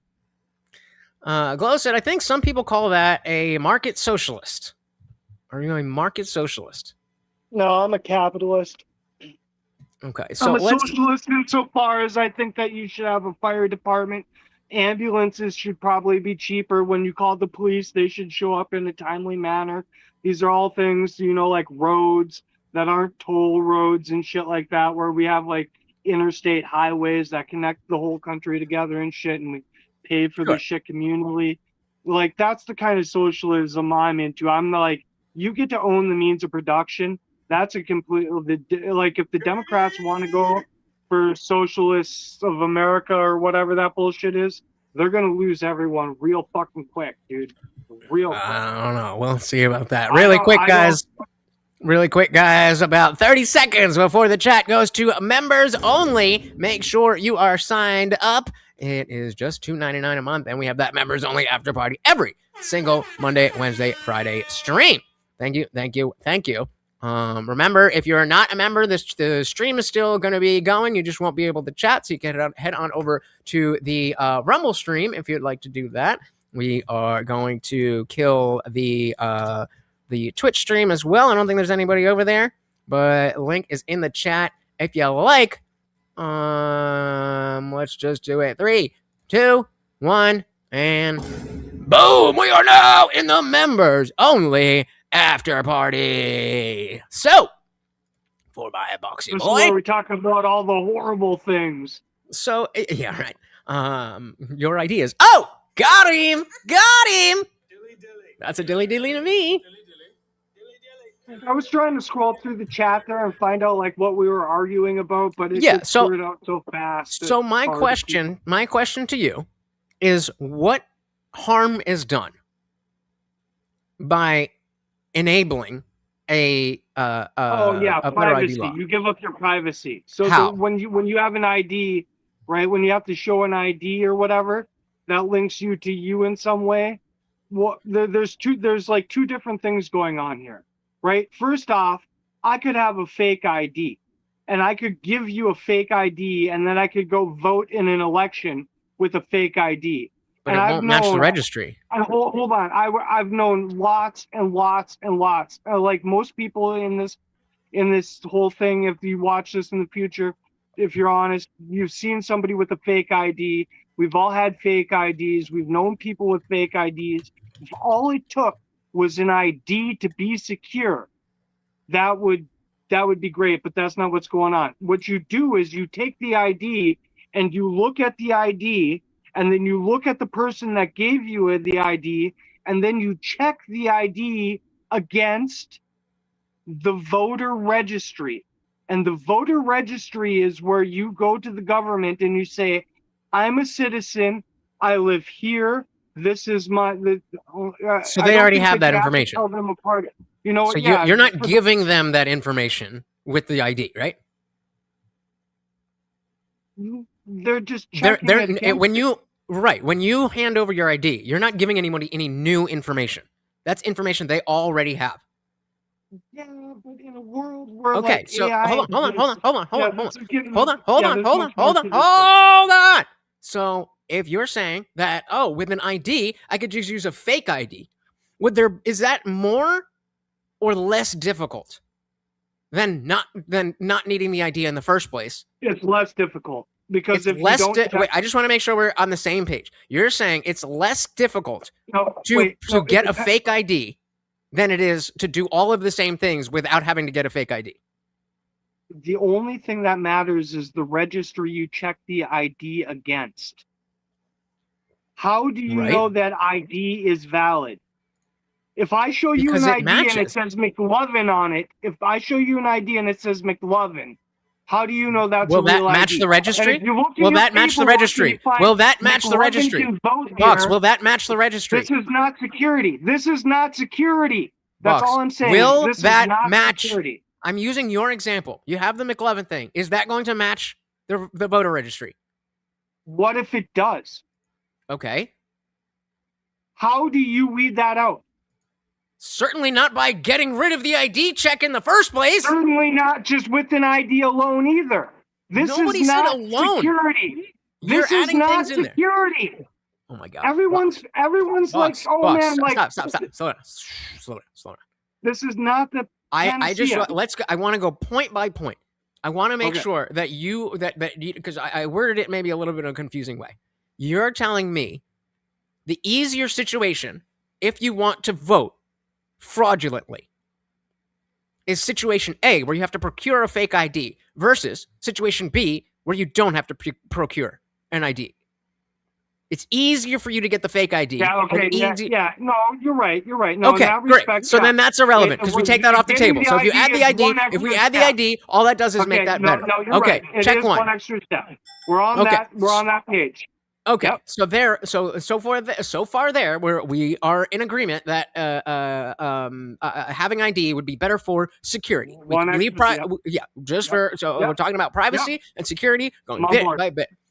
So if you agree with me that it is more steps, it is more difficult to procure that fake ID, then it makes sense to make sure that even if some people do get fake IDs, that all of the people who are trying to vote fraudulently that don't have a fake ID can't vote fraudulently because they don't have the matching ID. What you have to weigh it against is like what it costs for an average person to be able to vote, right?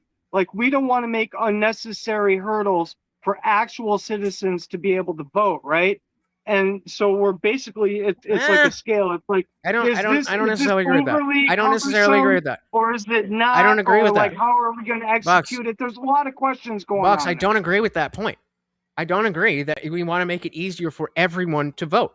I don't want it to. I don't want to make it easier for illegal immigrants to vote, for people like yourself who are going to use fraudulent IDs. I don't want to make it easier for them. I don't agree with that at all. Well, I don't agree with that. And that's what you would think if you wanted to cheat. I want to make it easier for the cheaters. No, the 50% of Americans, 50% of people don't vote. 50% of registered voters don't vote in any given election. Like when Trump won with 20% of the actual population of America. He won with under 25% of the population of America. It's simply because, like in Australia, it's mandatory. You're forced to vote. In Australia, you have to vote. If you're a citizen of Australia or a subject of Australia, you're forced to vote in their elections, right? Okay, so what if 50% of Americans just don't give a shit and they don't vote, and that's America too. Okay, agreed. So So we agree on that point. So there's a lot What of if we that what if going we on. make the ID free? What if we make it free to let's say it's $20 to get a driver's license, but if you just want a state ID, that's free. No, you can't. That's called a poll tax. You can't make you can't put. Well, Did you hear? Wait. Did you? It's a I don't poll think you tax. understand. Well, stop. I don't think you understood You what can't was charge just. people to get a thing to vote. That's called a poll tax. Read you the can't screen. be like, oh, the ID. Read only, the screen. The ID Read the only screen. costs Read the $9. screen. Read what it says right here. Sorry. Make voter ID free. That's what I said. Make it free. Not for a driver's license. Okay, yeah. But no, a state hold on. ID. Dogs, please stop talking over me, brother. Please. No, stop. Let me let you win. That totally erases all of my arguments. You absolutely win at that point. I literally have no other arguments at that point. All right. Honest to God, no. If it was readily available, then it wouldn't be a poll tax. Then I would absolutely just get on board with it. But I would still have this irking suspicion somewhere deep down inside in the back of me that would be like, dude, they know that this is me pulling this lever for this person in this booth right now, and you lose a little bit of security when you have to give up an ID, right? So we're balancing anonymity versus security, and you can't have complete anonymity and 100% security, and vice versa. Like, you can't. These things are like, there's a scale. It's like, what do we want the government to be allowed to look at what we're doing and who we're voting for, right? Because they could target you with ads in the future. They might want to look at you to, like, bust you on the side of the road in Arkansas and do a pit maneuver one night, Who knows what's going on around here, Like, the less the government actually knows who's voting for the people in government, the better it is. So that anonymity is super important, right? And I think that giving ID, even if it was free, gives up a piece of privacy that we currently have that doesn't need to be negated, because we have the voter registry. It just gets checked. Like, I say I'm Box, and they're like, oh yeah, you're Box. I see you on the list. Here you are. We check you off the list.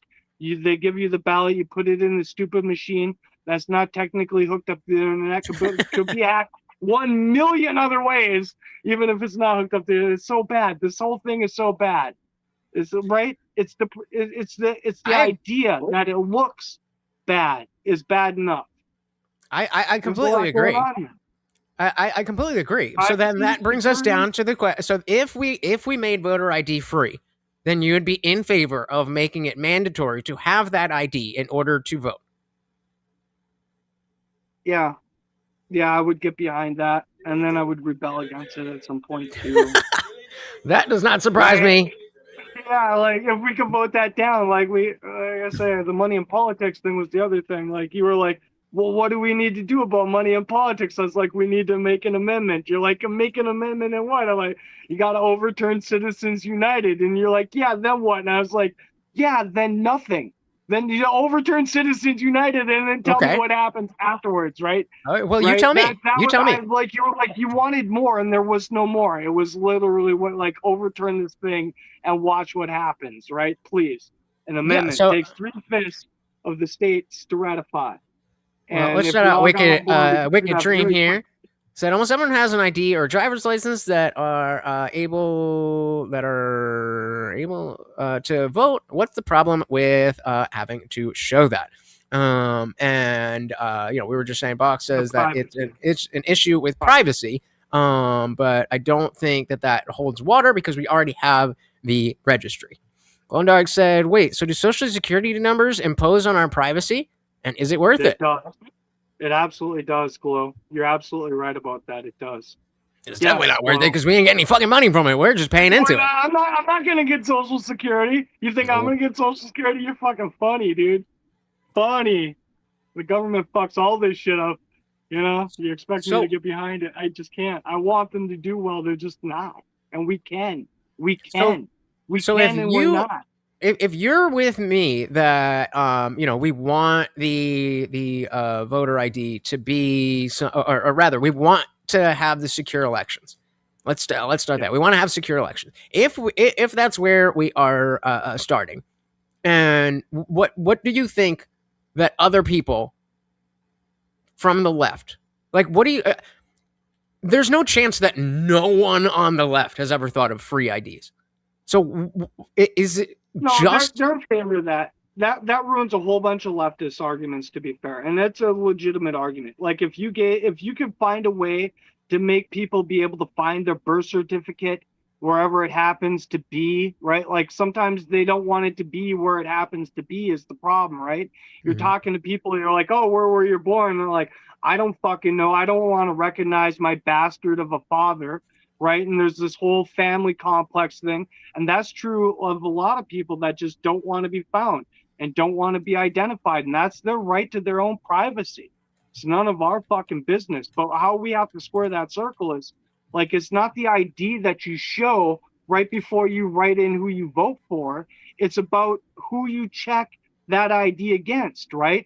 If I say I'm Box, I show up at the poll and I'm Box, right? And it's like, Box is not on this list. Well, why is Box not on this list? Well, because Box hasn't proven his citizenship, right? Well, okay, we'll go prove the citizenship. We'll sign up. We'll register to vote. We will register to vote.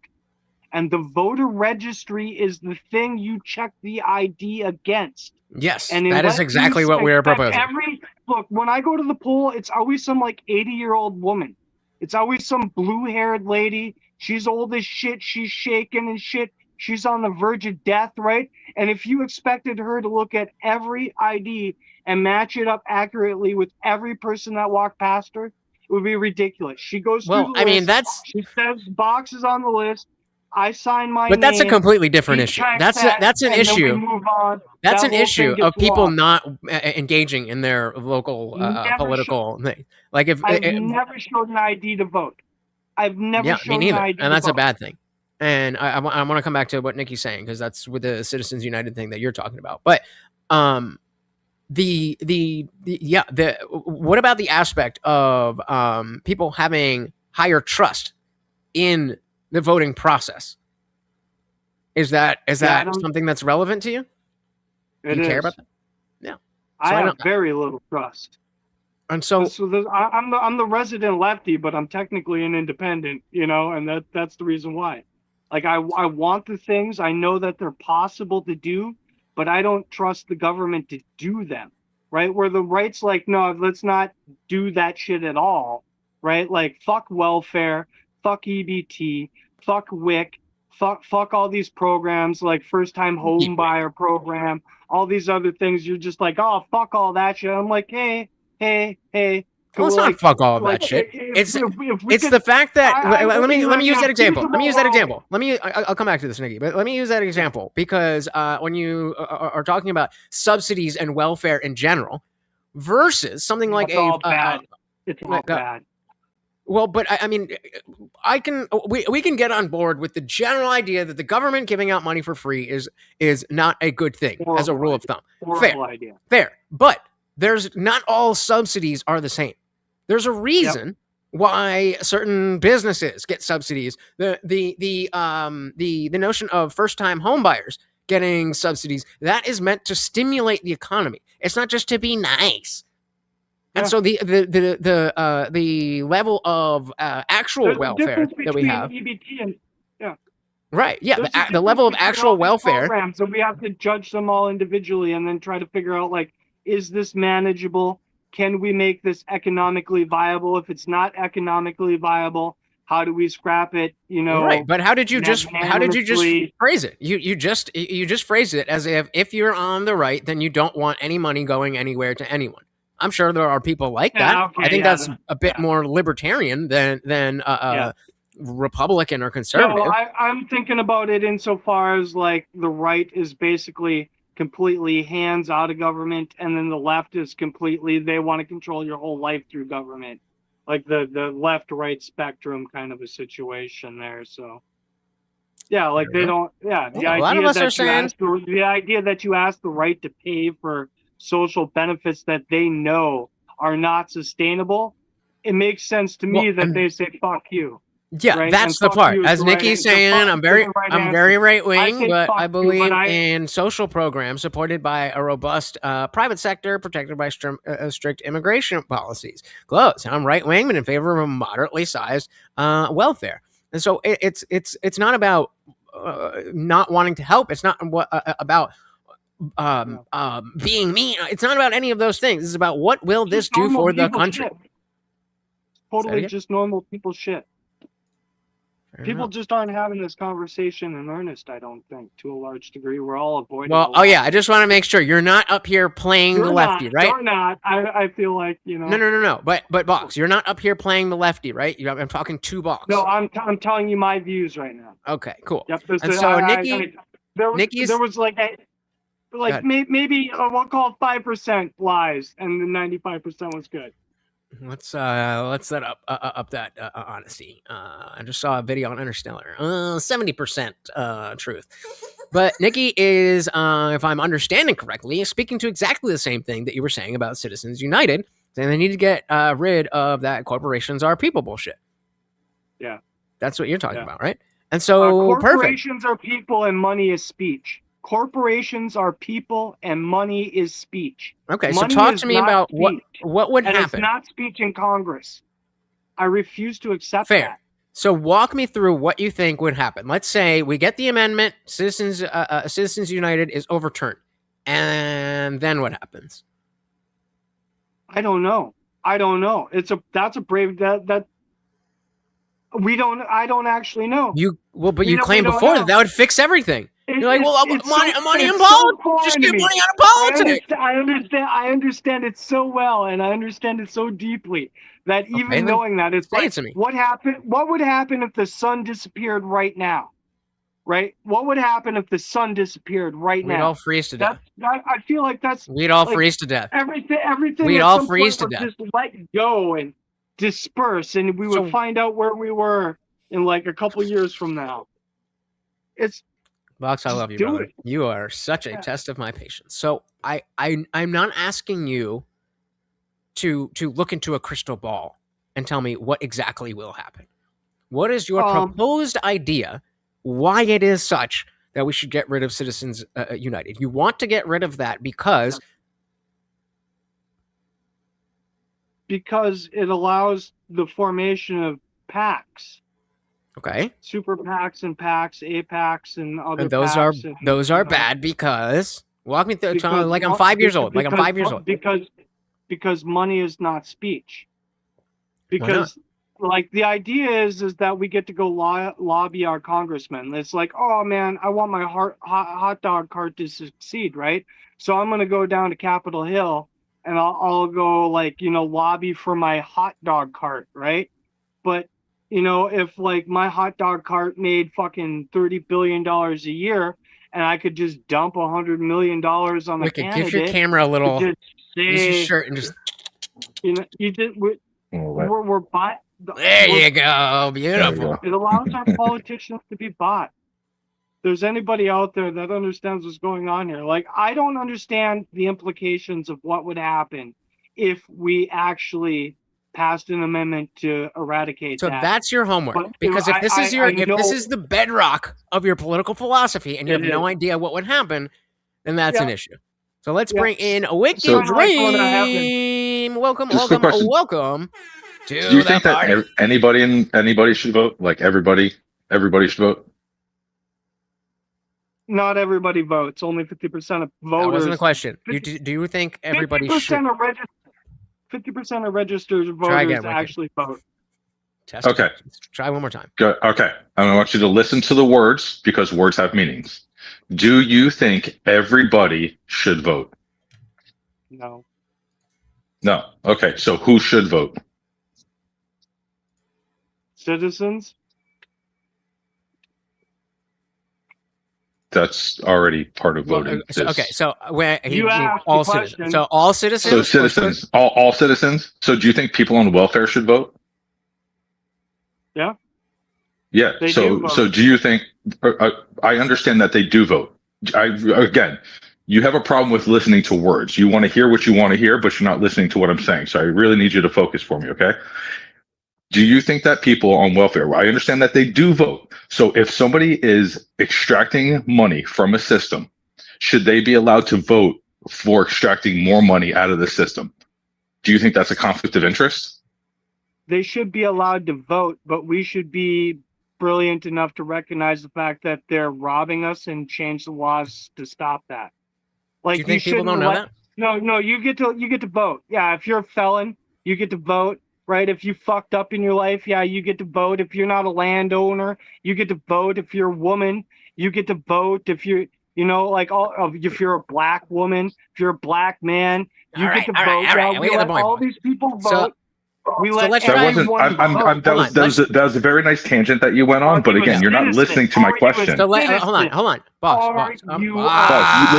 Listen. I need you to listen here, lady. Calm down, because you're acting like a woman, and I really need you to calm down and actually focus on what we're saying, because you're just going off on these tangents and you're not even listening. That's the problem. You want to talk just to talk. Like, do you like hearing yourself that much, or do you want to listen and have a real conversation? Yes, I do. I do like hearing myself. I think you like hearing me too. Bitch. Got him. Why? If I wanted to hear you, I would just let you talk and I wouldn't cut you off. I would just let you sound stupid. So let's go back to what, because I came here to talk to you because you're sounding stupid and you don't. I'm actually trying to help you. All right, everybody relax. So let's try to get a better idea of where Wicked is coming from. We've been talking to Box. We have a pretty good idea where he's coming from, and so Wicked just put out the notion that if you're not a net contributor, and Golden Dark said, I think some person with severe cerebral palsy, yes, I say it's cerebral because I hate the word cerebral palsy, who is on disability should be able to vote. I'm with Box on this one. Yeah, we all get to vote, dude. Well, hold on. Wicked, what say you, sir? Well, I think disability and welfare are two different things. I said if you're on welfare. I didn't say if you're on disability. Two different subjects. I've watched people take advantage of disability too, though. People take advantage of the. You're talking about somebody that gets 100% disability for having PTSD, that because they watched somebody fart in a stall one day. Get the fuck out of here, dude. So where do we draw that line? Because I mean, definitely, you can tell the difference between. It's definitely a subsidy, whether it's welfare or not. I think that's really just semantics. But it's money coming from the tax revenue going to people. Box, you cannot. Come on, man. So where, so then now we want to look for the line as to where, like, if you have this type of subsidy for this reason, then that shouldn't preclude you from voting. But if you're on EBT, then you should. So what metric are you using? That's what I'm talking about. If you're like on EBT, if you're on stuff where the government is giving you money for just like, if you're not disabled, obviously if you're actually disabled, not pretend disabled, not pretend poor. I'm talking about people who are actually, in need. That's we don't count those people. You keep trying to bring the exception into the rule. That's the problem. We don't want to promote bad behavior. We don't want to promote bad behavior. Stop there. Stop right there. You don't want to promote bad behavior.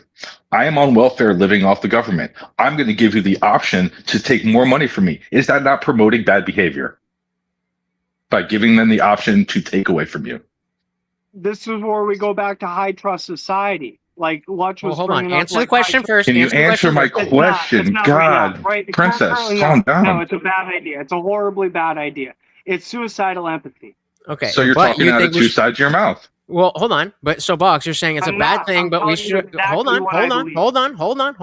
So you're saying it's a bad thing, but we should allow it. Right? No. Okay, so then it's not. So then you contradicted yourself. So let's go. Let's roll it back. Let's roll it back. This is exactly why you're not making any sense. So okay. Like, I think we could do this better. So what Wicked is saying is that we're essentially appealing to what Nikki's saying. If the foundational principle of America was no taxation without representation, there should be no representation without taxation. Dude, so fucking dumped a whole bunch of tea into a fucking harbor for... That is not relevant to what we're talking about right now. I've had more intelligent conversations with women than you right now. This is unbelievable. Do you think that if somebody is not being taxed in the sense that they have to pay taxes, but then they get more money back, so they are not a net contributor, why do they get representation without taxation when the rest of us because they might be a future tax contributors. Then they can vote then. So then they can vote. The idea of having the social safety net is that you don't. The safety Okay, net is not. It's not a bed. Okay, right? so let's use your logic. It's a net. You land in the net and then you get the fuck out of the net, right? And when we notice that people aren't getting out of the net, we can recognize that these people aren't getting out of the net, and we can act accordingly. But what do you mean? acting What do you mean? like, Act accordingly how? Act accordingly how? Act accordingly how? We can't tell the real Box. mom that needs Look, a calm down, princess. Act Calm down, accordingly princess. how? Okay. You Look, said if so we what I do want that- you to hold do on. then. Let me just tie a bow on this. I'll throw it back to you. Go ahead. So you said if we do that, then you can we can act accordingly. What does that mean? Change rules. We change rules. We change laws. We change legislation. We vote people in to do the bidding that we want them to do, which is like if you want voter ID So you don't have any actual if you want the SAVE Act to pass, you have to elect people that will let the SAVE Act pass. You have to you actively have to do a thing to get the outcome that you want. You know? So this is what I want you to this is what you need to do. So pretty much if you follow your line of logic, you're pretty much in agreement with this line right here. If you're dating a woman, you should start paying child support even though you don't have a child with her, just in case you might have a child with her. Oh man, that's so bad. Is that what I sounded like? Really? Is that? That's exactly what you sound like. All right. I'll have to. Okay, stop. I will just look into that later. Like I'm just let them wash over. This is your problem with listening. You don't listen to what you're actually saying. You don't listen to what people are saying. You do agree with it. I swear, if you rewind this tape, that's exactly what you said. You said, well, they might be a part of it later. Well, you might be a father later to her. You could knock her up accidentally. So you might as well just start paying child support, treating her like your wife, give her everything. And a matter of fact, once you get into a relationship, you might as well just start giving her half of everything because you might divorce her. And you're talking about like the idea. No. It's a possibility. Just like yours is a possibility, so is this. No, it's bullshit because you're wrong. We're talking about feeding the people that need to be fed. If you met we're a talking about voting. genuinely hungry person, we're talking about voting. Queen, you're like, that person actually needs help, right? How do we get help to these people, right? The idea that you pay some money. The community helps the people, not the government. Food stamps is fucking poor. Food stamps is one of the worst fucking social programs we have, right? Food stamps. So you want to let people voting for it? Mm-hmm. And the worst executed social programs we have right now. Okay, so let's stick with that point. Let's stick with that. Boss, when I start talking, you stop talking. So let's stick with that point. But nope. Let's stick with that point. So we all agree that people taking money out of the tax revenue without putting more in is a negative thing. Less correct? Taxes, yes. So the question was, we all agree that I'm not speaking morally. I'm just talking about the health of the country. It is not good for the health of the country for people to be taking out more taxes than they're putting in. Agreed? How do you know that? What do you have to I'm asking you your opinion. I'm asking you. I don't know. You Defend don't the position. Defend the position for me. The position that if people are taking money out of the bank, because then the money will disappear. Okay, the money will disappear. Let's if you have $10, way. If you have $10, or let's say you have 100 pennies in your piggy bank, and some people put a penny in, and some people take a penny out. What are we but buying? if somebody takes 10 pennies out every time they put one penny in, what's going to happen to the piggy bank? I don't know. What are we buying? You really? Is it worth it? No. I'm going to hold you to an answer here. What is going to happen to the piggy bank? You can't be this dumb, though. You really can't be this dumb. Buddy?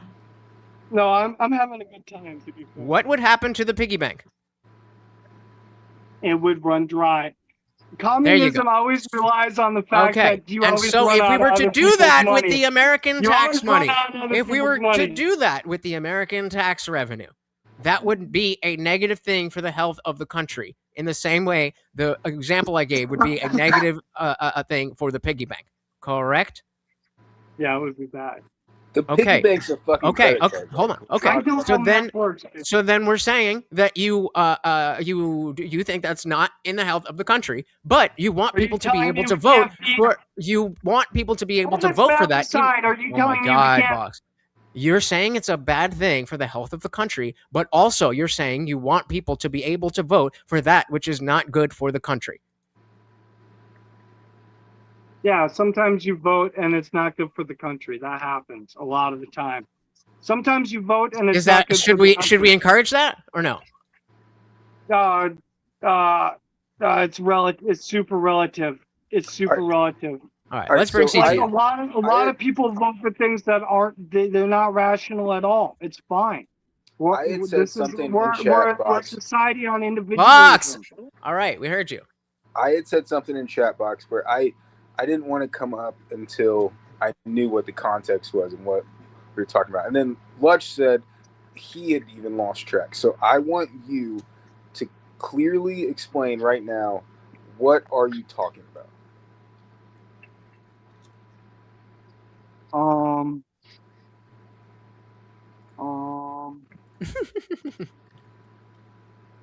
Right now, So what am I talking about? Yeah, I mean, y'all are just yelling at each other. What right now, what is the context of the conversation that I just... So my original question, I'll tell you the original question. So there's a difference between the question and what he says. Some continuity here. So when I first jumped into this chat, I said that I couldn't type fast enough to keep up with these arguments. There were like 10 layers in. Listen, you're doing the same. You're doing the same thing to him that you did to me. He asked you a question. There's words to his question. Words have meanings. You need to listen to the words that he says so you can answer the question he says. You just want to talk, but you got to focus here, buddy. I'll make it simple. What are we talking about now? So we're trying to establish whether or not security. We're yes, election It's like security, the but idea also that a voter ID would make the election more secure. A voter ID makes the election more secure. Because why?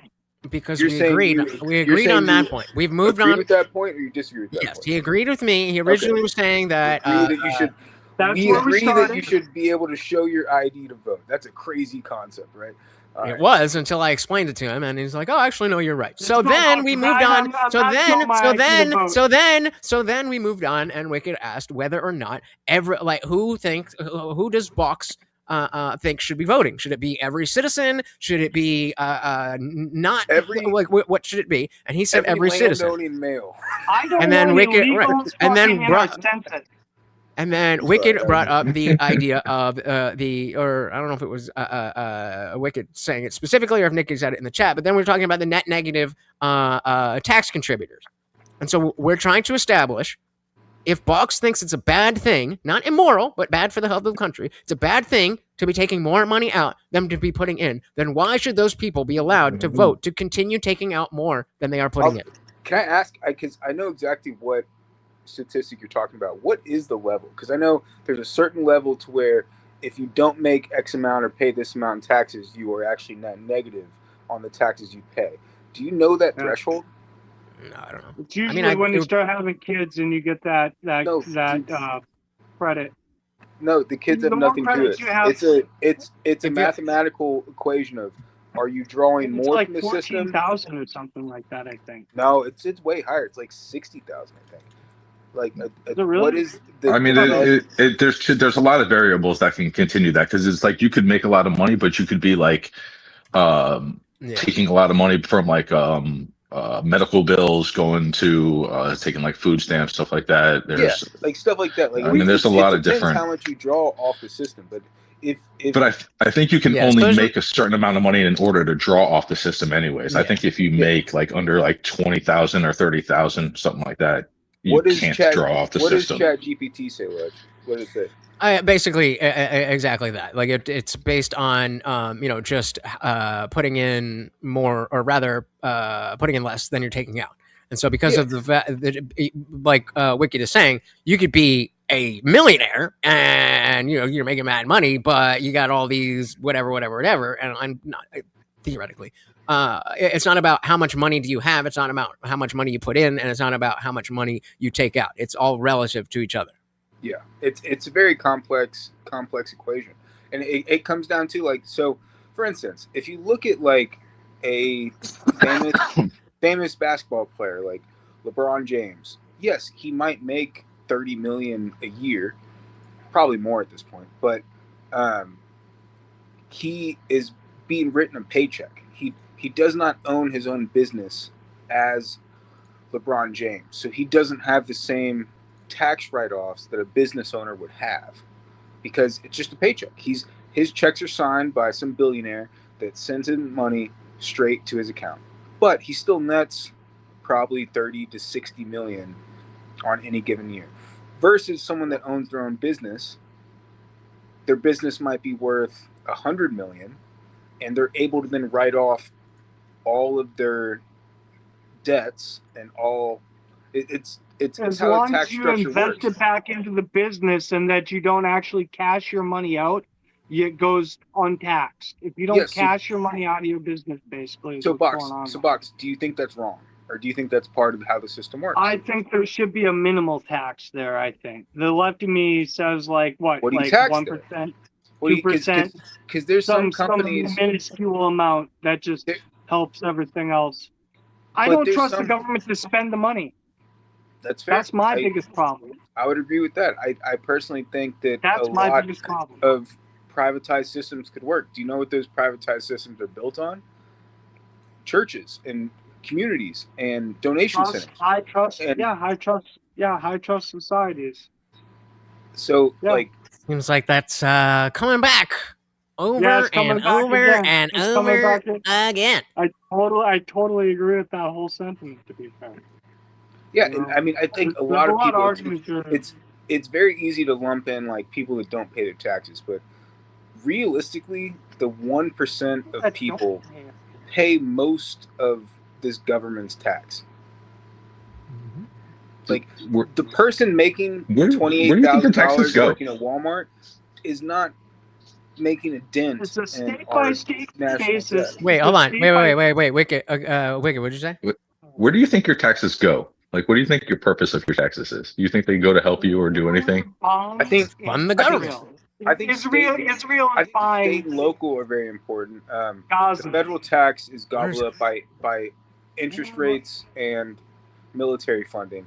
Which you could say the military funding It's is interest important. rates. So pretty much your Mainly, taxes yeah. pretty much just go to pay the interest rates. Anytime the government wants money, they don't take your tax money and do it. They just print the money and then they tax you for it. So none of your taxes go towards any of the things you want. They just print the money to do whatever they feel like you say you want to do. Can I ask you? So do you know where the interest rates come from? Do you know how national debt works? Because this is very important. Like, if we're talking about this, you have to. it comes from the central bank, and they set the interest rates depending on how much the rate of the dollar. But do you know what the central bank does? I mean, they just make up their own shit at the end of the day. Put their hand on the scale and do this thing. No, you're both wrong. They sell bonds to other countries. They sell Mhm. treasury bonds. So a treasury bond, by definition, has an interest rate attached to it on an annual basis. So if you want to go buy $1 million of U.S. debt, you take your $1 million, you buy treasury bonds that have an interest rate attached to it. And interest rates are very unique because they are invertly coordinated with the stock market. So usually when stocks are going up, interest rates are going down. When interest rates are going up, stocks are going down. So it's stocks and bonds. China has bought a ton of our bonds over the last 20 years. That's probably 50 years. That's kind way of more than a ton. I think it's more like a shit ton. Trillions of dollars. So that's why we're so beholden to China, is because China at any given moment can start dumping bonds. And if they start dumping bonds at a lower interest rate than the interest rate the U.S. Treasury, it'll devalue the dollar in a second. Yes, what we're talking about is very, very important, like economic structures. It's easy to say that the dollar's based off nothing and interest rates, blah blah blah. It's important because these are real markets that can be fluctuated on a dime. If China set out tomorrow and dumped all of their U.S. Treasury bonds, the U.S. dollar would climb like 30%. Or, well, I guess dump 30%, depending on how you look at it. But like, that's why this is important. And Box, be the first to say, I don't think you understand that. Hold my beer, bro. Hold my beer. All right. This we got a minute. We got 12 minutes to write. You guys are down to continue this in Discord after the stream ends? Yeah, Well, I'm gonna be. back Discord. I've been saying bring back Discord. Let's go back to Discord. Well, I'm gonna get out of here after this. I got to wake up early as hell. I wake up at 6:30 in the morning. So. All right. So who had the floor? CT was finishing up. I said my piece. Yeah. Anybody wants to jump in? Basically, I was just talking about interest rates and how it actually is like a real market. It's not just stuff we make up out of the blue. It's basically an auction process. So if the U.S. wants to sell bonds, which are government debt, they start the auction and they say, who wants to buy at 2%? No one answers. Who wants to buy at 3%? No one answers. And they say, who wants to buy at 4%? People start bidding. But then China can come in to the left of us and say, we're selling at 3%. So then it becomes a bidding war of how many people want to buy from China versus how many people want to buy from us. It's an auction. What are you doing, Box? You're making me uncomfortable. I'm sorry, man. I'm gonna go make a dart here. I gotta be up at 5 in the morning, dude. 4:45. Somebody was saying like I gotta be up at 6. I mean to like shit on your shit. So you weren't listening to anything that he just said. Did you listen to anything he just said? I don't think he listens. I think he just hears. I have a hearing problem, and the government won't pay to fix it. So. Exactly what I said. Thank you for proving my point. All right. Well, then, why don't we give you the floor? Anything to tell the people before you gotta get up, go to bed to get up early? Box, lay it on the people. So there's not much to lay on the people. It's just I felt like most of these arguments are just hyperbole and overblown and shit, and it's all unnecessary. And the voting season is coming up here very quick, and we should all vote for the best people that we think should be in office. Love you guys. Brilliant. Thank you so very much. Oh, all right. And are you dipping out, Box, or what? Sounded like you were about to go to bed. All right. Well, you have a good one. So wow. I mean, I think we've clearly established that there's no actual arguments against voter ID. They're the only 80% of the country wants it. Yeah. The only reason that you would be in favor of that is if you were trying to tip the scales. Pretty much. Which by the way, there's been credible evidence of cities or states trying to do voter fraud. I don't understand why this concept of voter fraud is this like new thing that just happened because of Trump. Like they've been doing voter fraud for like since this country was started. It's not, they do voter fraud all around the world. It's not a new thing. Yeah, like and there's something Box said earlier. Stake, people will cheat to get power.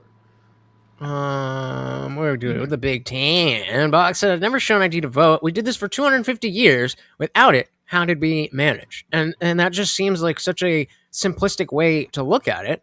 That thank you, Box. I mean, things were very different then, and then we needed that. And yeah, I can definitely tell you one thing. I will definitely let Bill Cosby make my drink and Casey Anthony wash my child before I ever take any advice from Box. Damn. Yeah, I mean, we love Box. Especially with that. We love Box, but he's a good way to bounce your ideas. I will say, yeah, I've had a lot of long talks about Box. Don't talk shit about my boy Box like that. Yeah, no, I mean, I've heard a lot of listen, I'm not saying he might be a good person, but when it comes to this specifically right here, I think he gets flustered when it's live, and he has to feel like he has to take one stance. I made sure. I was like, we're not talking. But I mean, I've talked to Box a lot in the Discord, like when we're not live, just me and him, and he's not dumb. I might disagree with him on a lot of stuff, but like he tries to think it through. But yeah, I think when he and Box, I hope you're still listening. When you get on this live panel, like, don't just stick to your guns and don't try to think you have to play devil's advocate the whole time. Like, well, to be fair, to listen.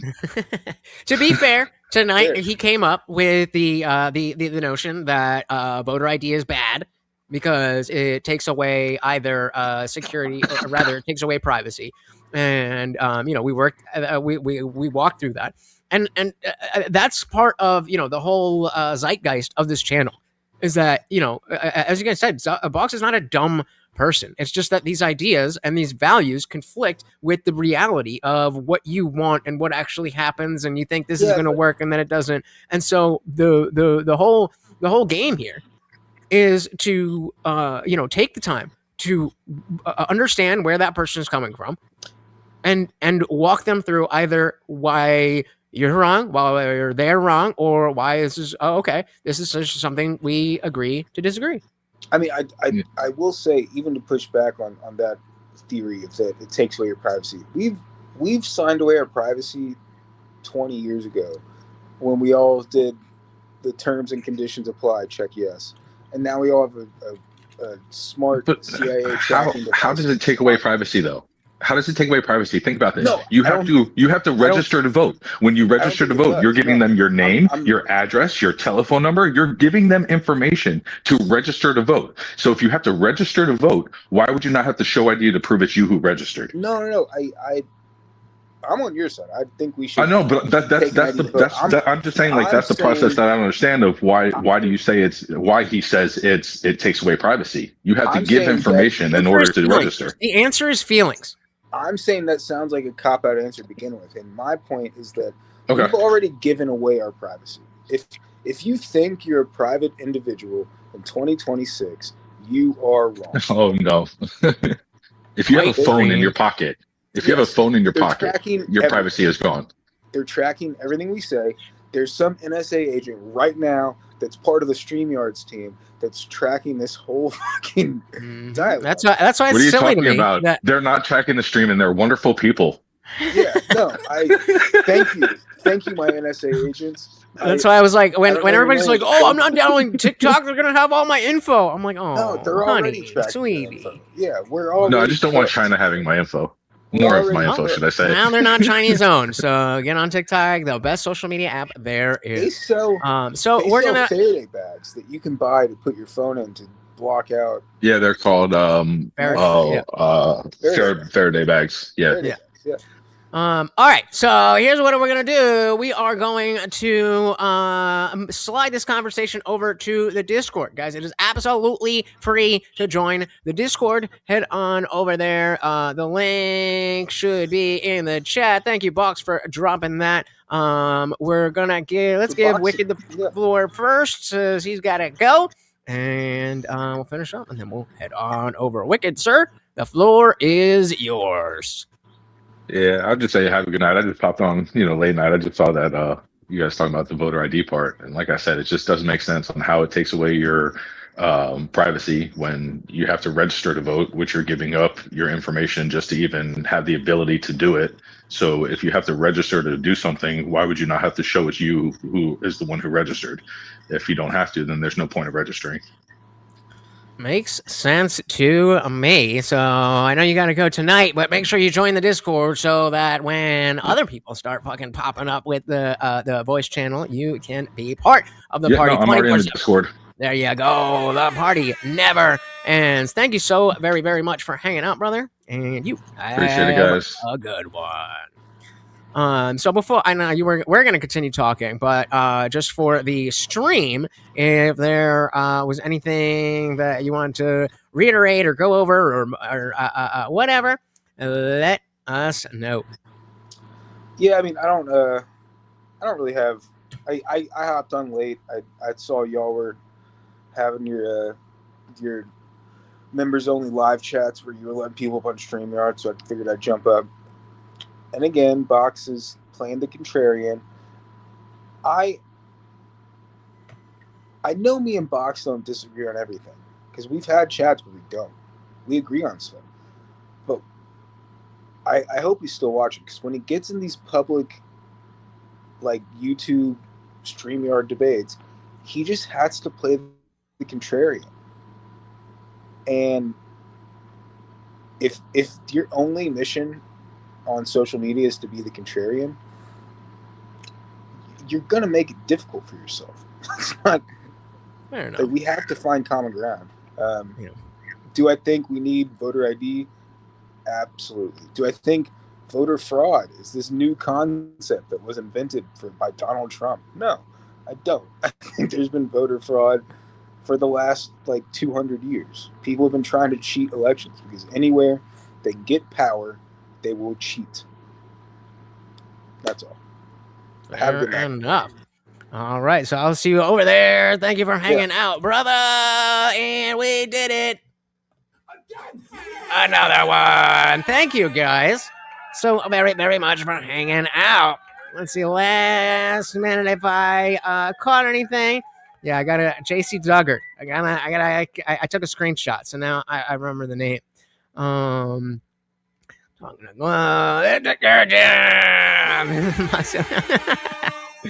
you gotta come to Discord and defend yourself. And true, insults are not ad homs. We try to be nice, but sometimes we get a little wound up. But that is totally okay, guys. Thank you so very, very much for hanging out. A big shout out to the sponsor of the stream. He might piss you off, but he's the fucking man.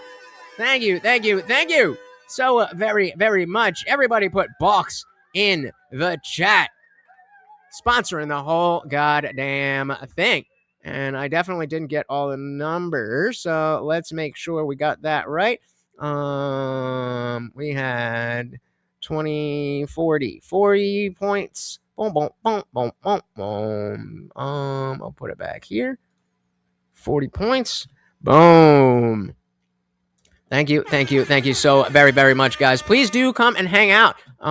There's no timer. It's not live. You don't have to cam up or any of that stuff. Just come on over and hang out. Thank you so very, very much. Once again, guys, we've got Morty the Overlord, and I have been your host, Lutch, a.k.a. the Indian Jesus, here to resurrect the second coming of common sense. Until next time, guys, we are out of here. Peace.